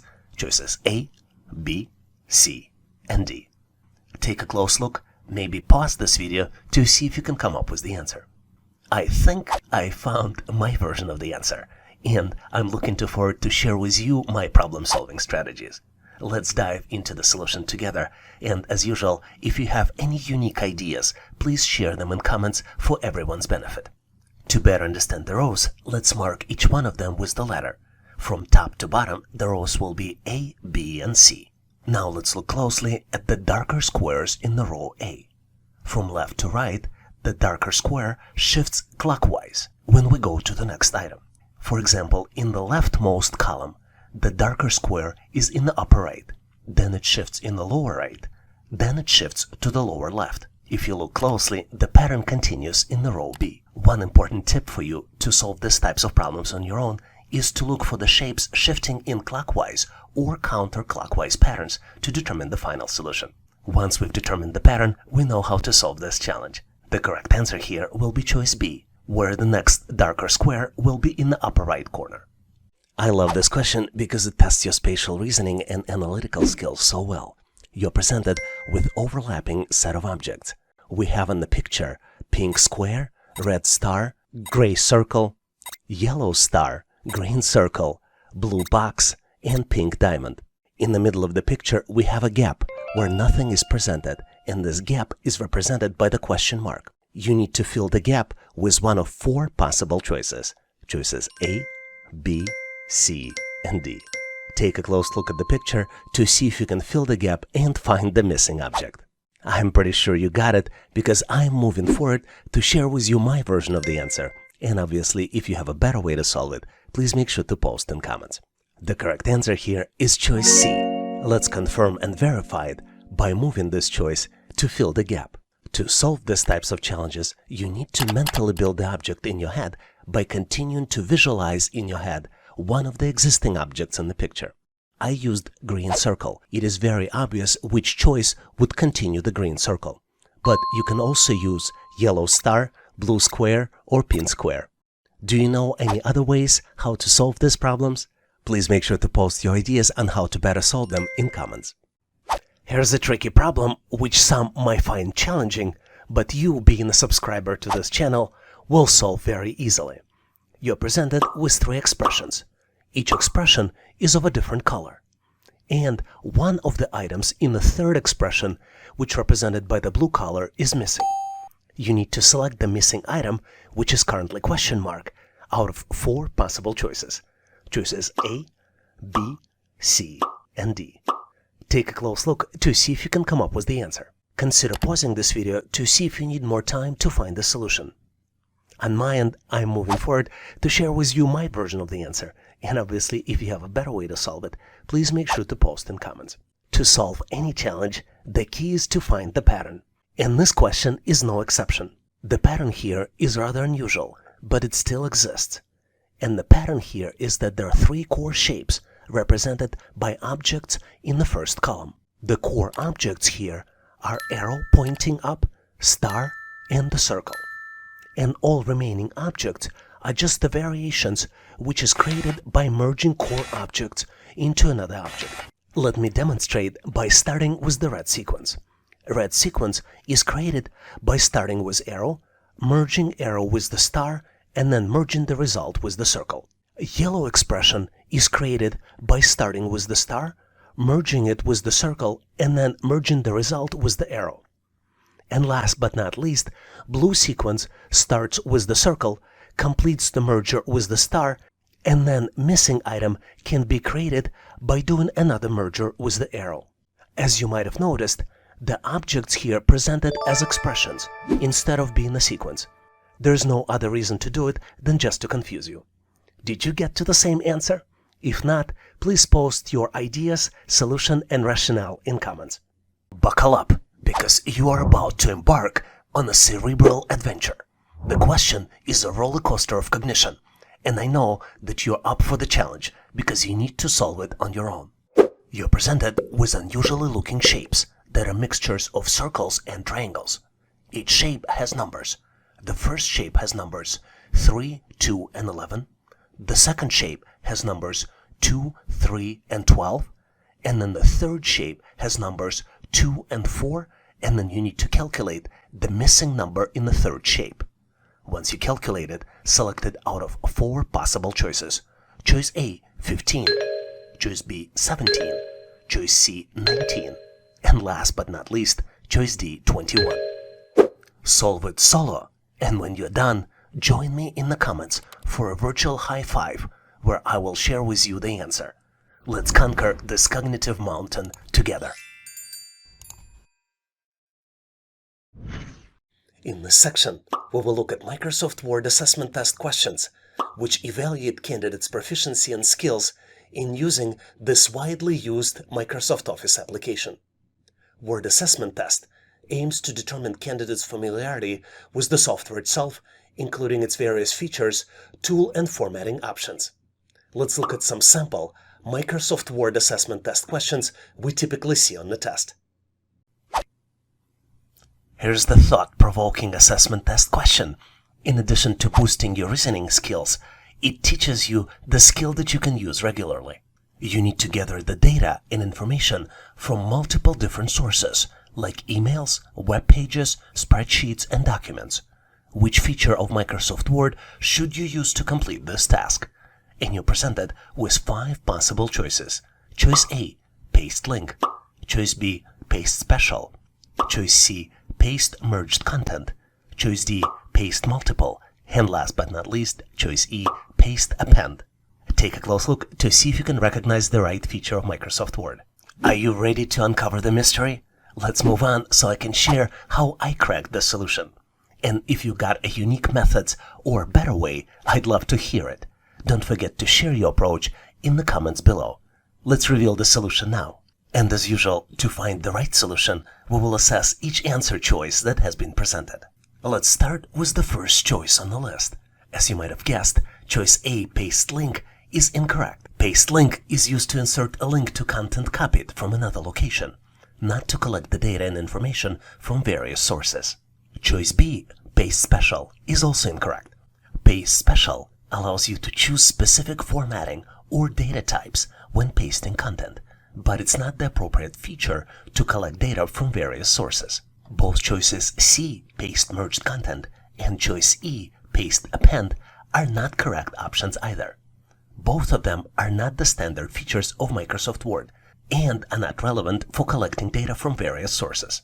Which leads us to correct option, choice D, paste multiple items from clipboard. This is the correct option. Paste multiple items allows you to paste multiple pieces of content that has been copied to the clipboard, making it an efficient way to collect the data and information from various sources.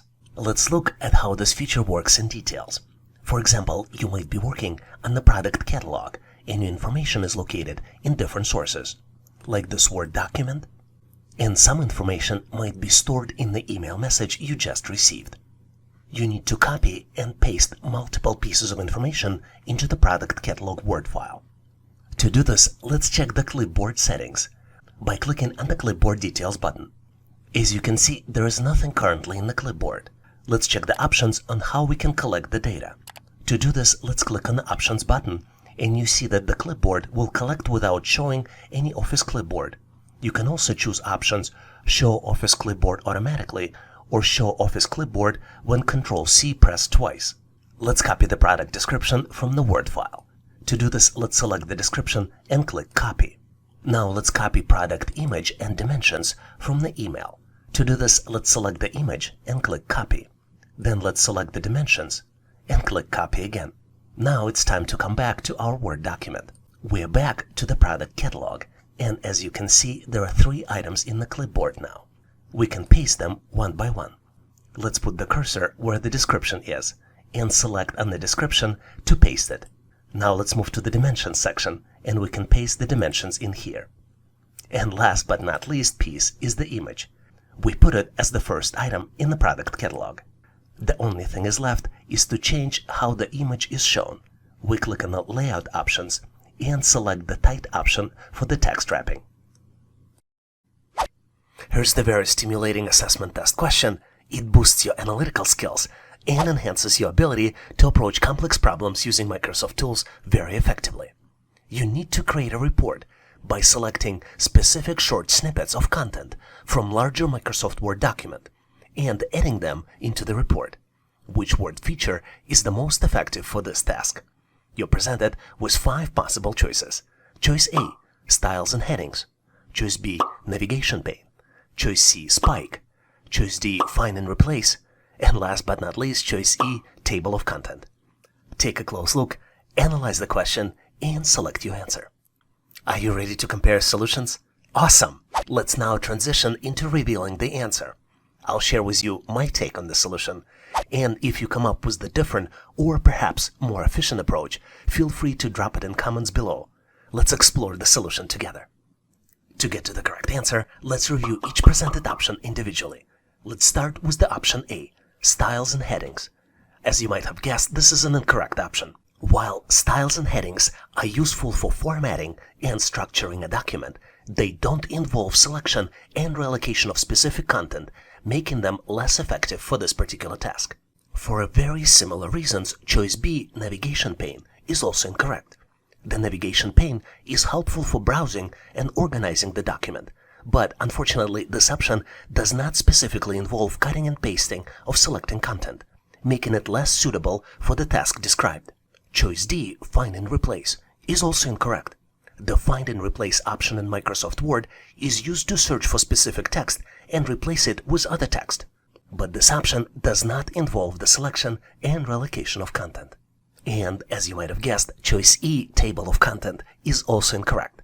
Table of content is a very useful feature in Microsoft Word, and it is used for creating an organized list of headings and subheadings in a document. But unfortunately, it is not intended for selecting and moving specific content within the document. Which leads us to choice C, spike, which I believe is correct. Spike is an unknown feature in Microsoft Word which represents a storage similar to clipboard. The storage is designed to cut multiple blocks of text or other content and paste them elsewhere in the document or into another Microsoft Word file. I think this is an efficient tool for selecting a specific content and organizing it within the report. Let's take a close look to see how spike feature works. You are presented with the text that contains multiple paragraphs. You reviewed the text and you determined that selective sentences in this text are very good content for the future report. To select the text for the report, you need to select it and then click Ctrl F3. This cuts the text and puts it into the spike. Let's do it for a couple other sentences that might be useful for the report. We select the second sentence and click again Ctrl F3. And then another sentence and click Ctrl F3. Now let's switch to a new Microsoft Word document so we can paste the content. There are multiple ways to paste it. Let's go to Insert tab, then navigate to Quick Parts, Auto Text, and this is where you see the content of the spike, and by clicking it, you will paste it directly into the new file. Let's undo this action, and I'll show you the quick shortcut that allows you to do the same thing. You can click Ctrl-Shift-F3, and it will paste the text directly by using the shortcut in the keyboard. So the correct answer here is choice C, using spike feature of Microsoft Word. If you came up with the different or perhaps more efficient approach, feel free to drop it in comments so we can all learn. Let me share with you a tricky question we see on the test more and more often. To prepare a sample file for an employee training session, you need to generate unique text for each student in the class using Microsoft Word. What is the best way to do it? And you're presented with 5 different options. Choice A, use word formula. Choice B, copy and paste. Choice C, auto text and building blocks. Choice D, autocorrect. And last but not least, choice E, mail merge. Take a close look to see if you can come up with the solution. Tricky question, don't you think so? Well, I think I know what my answer is going to be, so I'm moving forward to share with you my version of the solution. And obviously, if you have a better way to solve it, please make sure to post in comments so we can all learn. To answer this question, let's analyze all the options to understand why they might be incorrect. Let's start by looking at option B, copy and paste. It is true that you can generate new text by copying content from another document or another source, for example, website or another Word document, and then pasting it into your Word document. You can use Ctrl-C to copy and Ctrl-V to paste. However, this option is not ideal for generating unique text for each student and may pose copyright issues. I think option C, auto text and building blocks, is also incorrect. Microsoft Word has a feature called auto text. It is also called building blocks in the new versions. And this feature allows you to store and insert frequently used text or context snippets with just a few clicks. While it can be convenient for inserting predefined text, it does not generate unique text for each student. Choice D, autocorrect, is also not a good choice. Autocorrect is the feature that corrects common misspellings and can be used to create shortcuts for longer phrases. But unfortunately, it does not generate unique text for each student. I think mail merge is also incorrect. Mail merge is useful for generating customized documents by merging data from spreadsheet or database into predefined templates. However, it's not suitable for generating unique text for each student for the training session. Which brings us to option A, use word formula. Microsoft Word has a formula called RAND, and if you type it and hit enter, by default it will generate 5 paragraphs of 3 sentences each. This cool feature is also called placeholder text.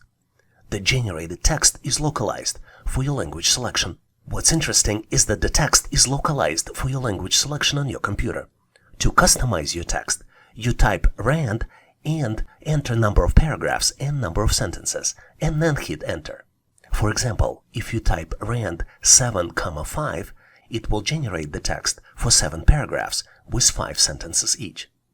You can also use lorem function to generate non-localized pseudo-Latin text in Microsoft Word. What's amazing about this question is that you will not just learn the answer, but you will also learn about new features of the application. Here's the question. You're collaborating with colleagues to create the final version of Microsoft Word document. Multiple versions of text exist, and you want to preserve each version. Which word feature is the most effective for this task? And you're presented with 5 possible choices. Choice A, File Properties. Choice B, Hide Text. Choice C, Document Comparison. Choice D, Comments. And last but not least, Choice E, Track Changes. Take a close look to see if you can answer this question. I think I know what my answer is going to be, so I'm moving forward to share with you my version of the solution. And obviously, if you have thoughts or different feedback or suggestions, please make sure to post them in comments. To get to the correct answer, let's analyze each option to determine if it is correct. Let's start by looking at choice A, File Properties. I think using the Properties features in Word, you can add version information, comments, or other metadata to the document's file properties. I think this is a helpful feature to manage different versions of the document, but it does not preserve the text itself. So I think this is an incorrect choice. Let's look at choice C, Document Comparison. I think this choice is also incorrect. Microsoft Word offers a built-in document comparison feature, which allows you to compare 2 versions of the document and highlight differences between them. While this is helpful for tracking changes, it doesn't directly preserve multiple versions of the text within the same document. I think choice D, Comments, is also incorrect. You can insert comments at specific points in the document to provide feedback or suggestions. Comments serve as annotations, but don't preserve distinct versions of the text itself. And I hope it doesn't come to you as a surprise that choice E, Track Changes, is also incorrect. This feature of Microsoft Word records edits made by collaborations and facilitates reviewing and accepting or rejecting changes. It does help with version control, but it does not inherently preserve multiple versions of the text for the future reference. This brings us to the answer of choice B, Hide Text. What's interesting, Microsoft Word allows you to hide the text, making it appear as if it isn't there while preserving it for the later use. This feature is very useful when you want to maintain different versions of content within the same document, and it also applies to images and embedded components. There's one limitation of this function because it's available in Word on the desktop, but not in Word Online or Word apps for Android or iOS. Because hiding the text is such a useful feature, let's take a look how you can use it in more details. Let's assume that you're editing this text and you're not happy with the text in this paragraph. What you can do, you can select the text, click the details in the font section of the ribbon, and click Hidden to hide this text. If you have the image in your text, you can hide it in the same way. You just select the text and the image, or just the image, navigate to the Font Properties section, and click Hidden. To unhide it, you follow the opposite steps. Click on the Properties. To view hidden text, you click on the Show Hide button in the ribbon. As you can see, the text that we hide is underlined with the dotted line. This is the example of the hidden text, as well as this is also an example of the hidden text with the image. What's cool is that you can use Word's Find and Replace option to search for the hidden text. You click on the Replace button, and then you click on More. Here, in Format section, you select the font, and here you select Find Hidden Text. Then you click Find Next, and Word keeps searching for the hidden text. What's cool is that Word also allows you to delete all hidden text at once, for example, before you send out the final version of the document. To do this, you navigate to the File, Info, and then check for Issues, and select Inspect Document. Here in the section, you can specifically select items you're looking for, but also focus on the hidden text, which would inspect the document for the text that has been formatted as hidden. So I believe the correct answer here is choice B, Hide Text. In cases where you need to track changes, obtain feedback, or manage versions, features like track changes or comments may be more appropriate. But in this particular case, for maintaining different versions within a single document while keeping them hidden until needed, hide text is a very cool and effective option. Do you disagree? If you do, please make sure to share your thoughts, solution, and rationale in comments. Let's dive into this captivating assessment test question. By working through this, you will improve your ability to think logically and make sound decisions in Microsoft Word. As a marketing manager for a United States-based company, you are customizing Microsoft Word-based catalog for European distribution.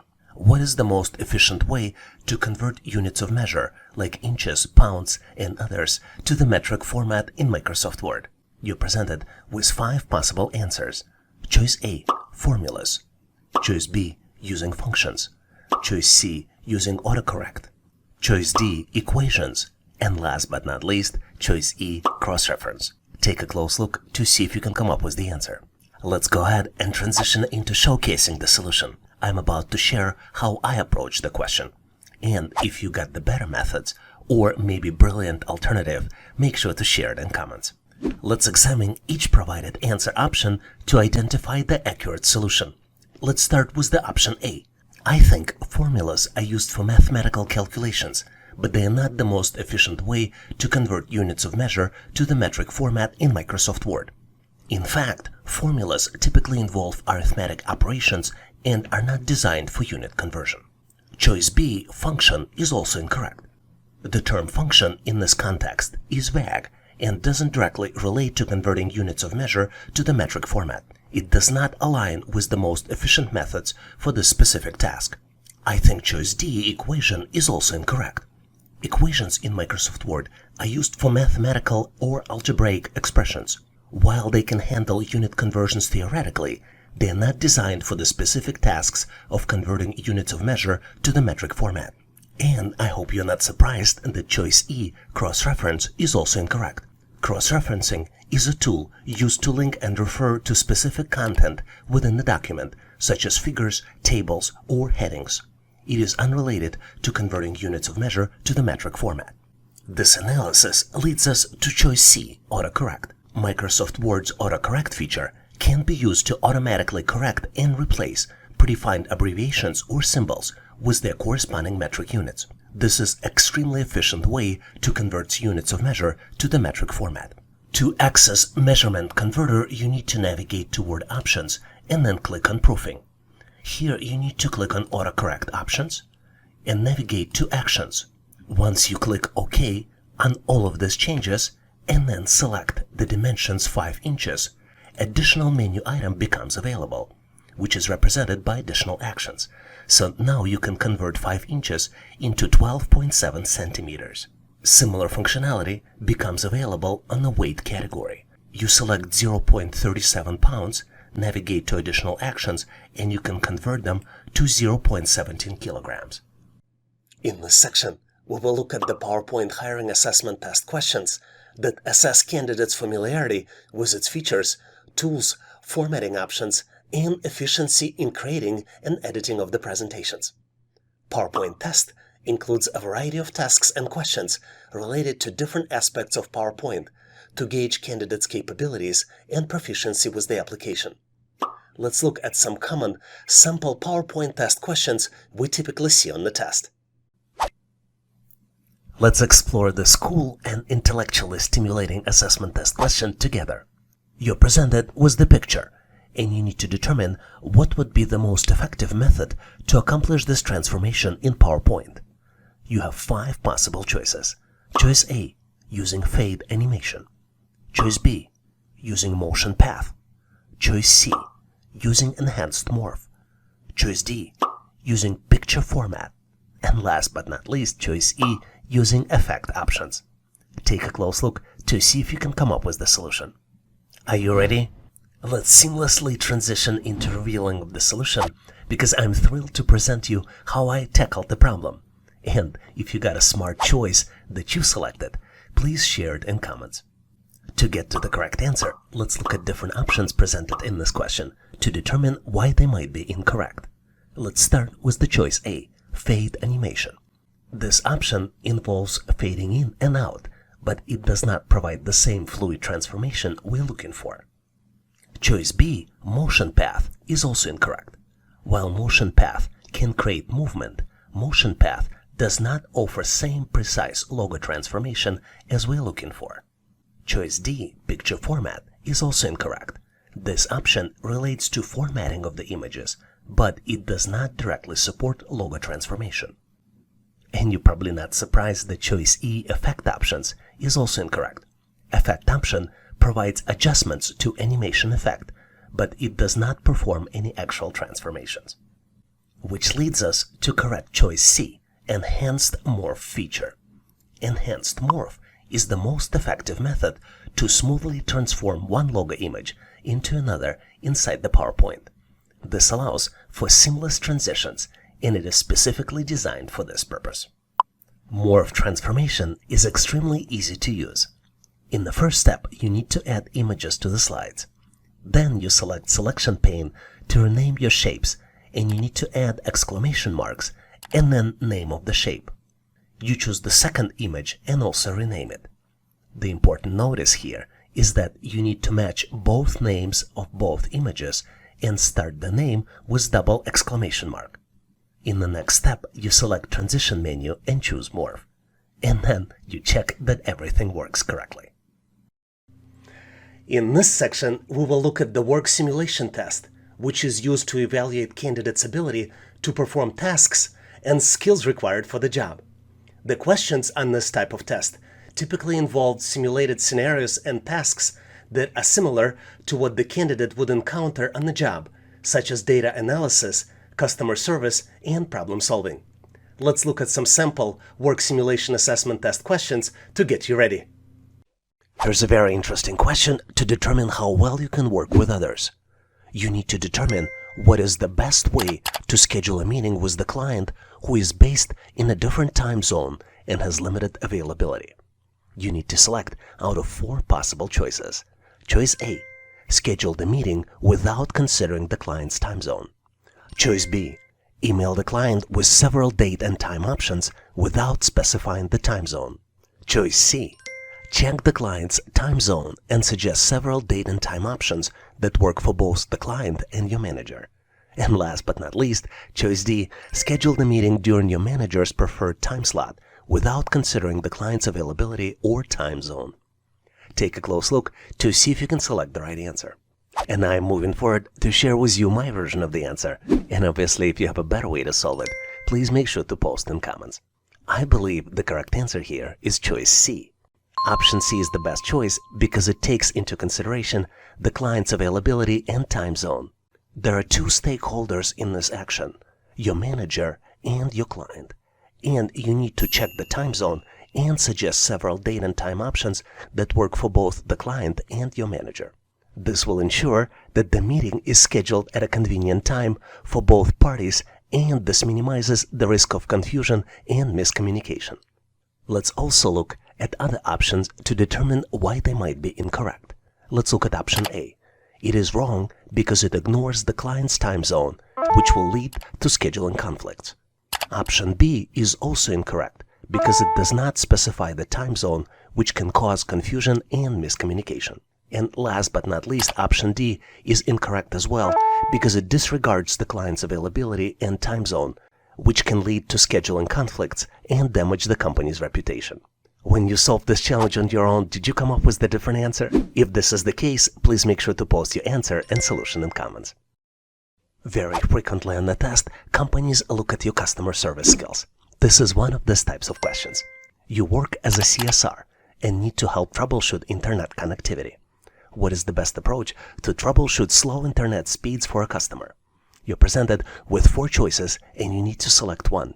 Choice A, ask the customer to restart their modem and transfer to technical support if issue persists.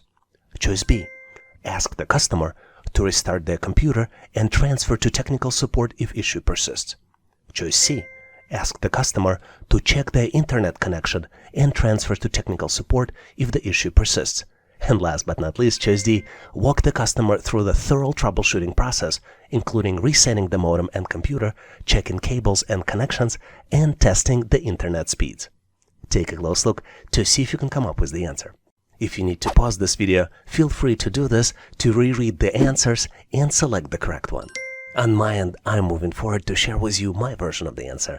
And obviously, if you have a better way to solve it or have a different important considerations, please make sure to bring them up in comments. I believe the correct answer here is choice D. To remind you, in choice D, you would need to walk the customer through a thorough troubleshooting process, including resetting the modem and computer, checking cables and connections, and testing the internet speeds. Only this approach shows your commitment to providing excellent customer service and may even resolve the issue without need for technical support transfer. One important thing to note, the original question is kind of convoluted and it uses the acronyms. Just to clarify for you, CSR stands for Customer Service Representative.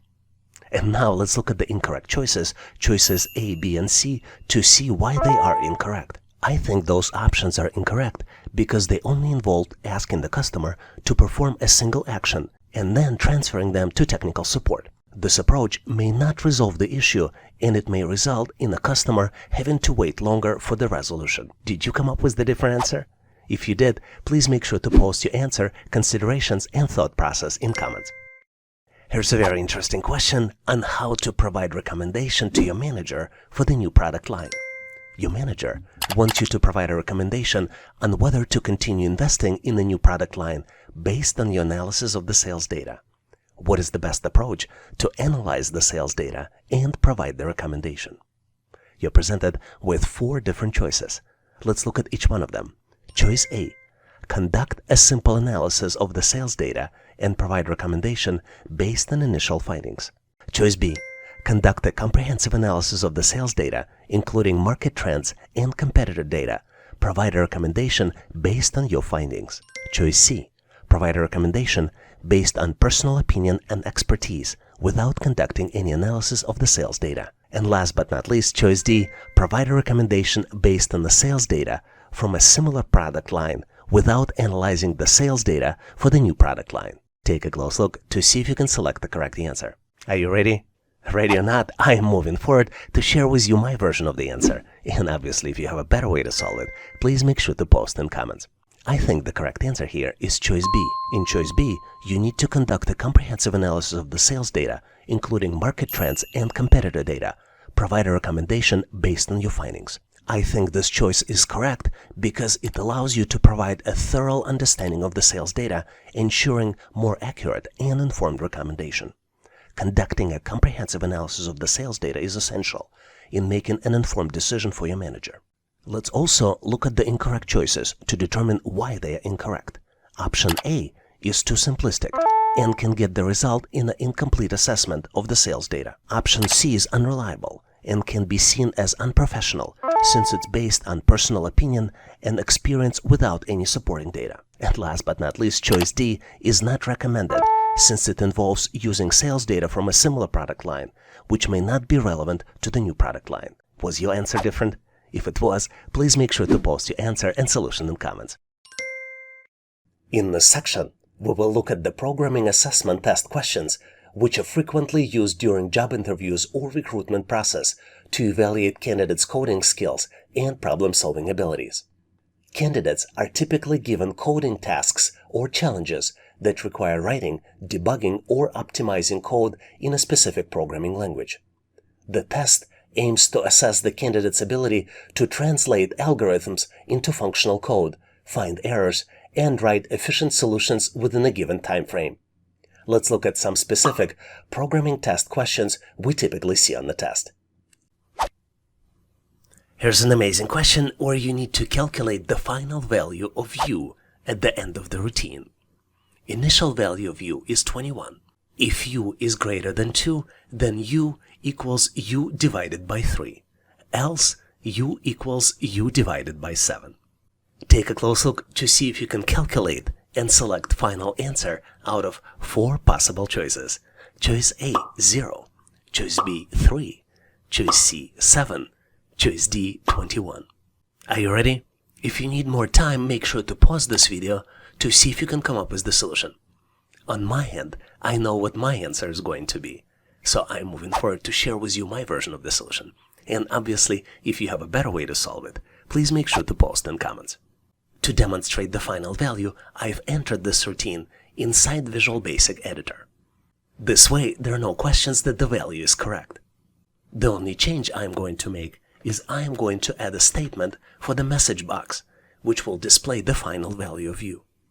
I'm also going to add a breakpoint, so the program is going to stop at this point and we will trace it step by step.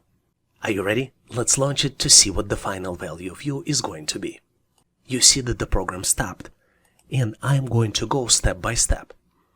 The current value of u is 21, and 21 is greater than 2. So we're entering this particular part of the subroutine. And here we're going to divide u by 3. So the new value of u is 7. And this is exactly what the message box is going to display.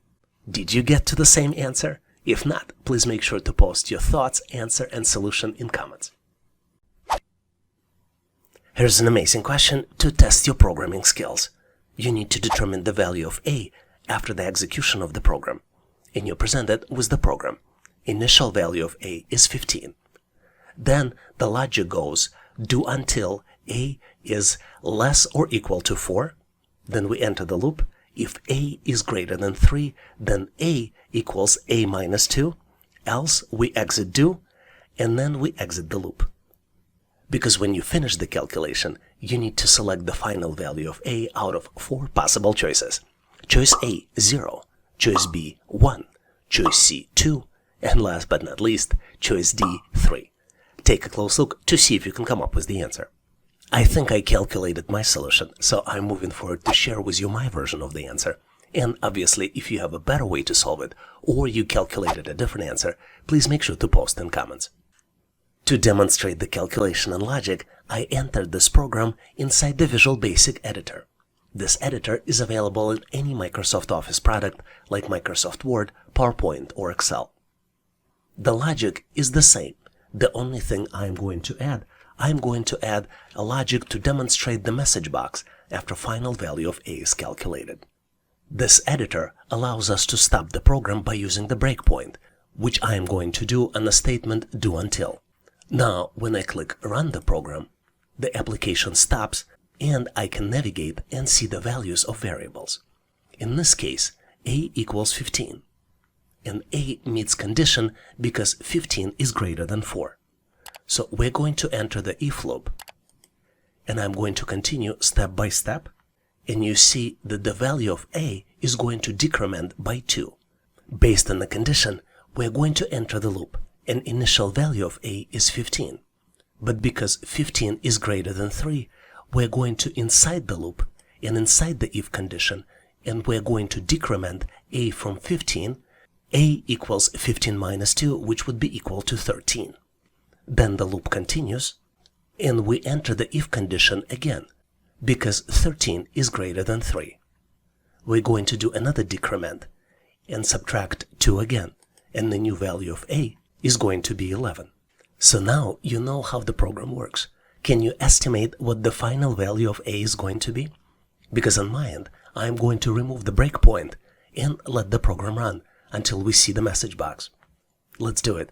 You see that the final value of a is 3. Did this meet your answer? The answer might be confusing, so let's run the program step by step again and specifically focus on the last iteration. I'm going to put a breakpoint and run it quickly until we reach the last iteration. Value of a is 13. Value of a is 11. 9. 7. 5.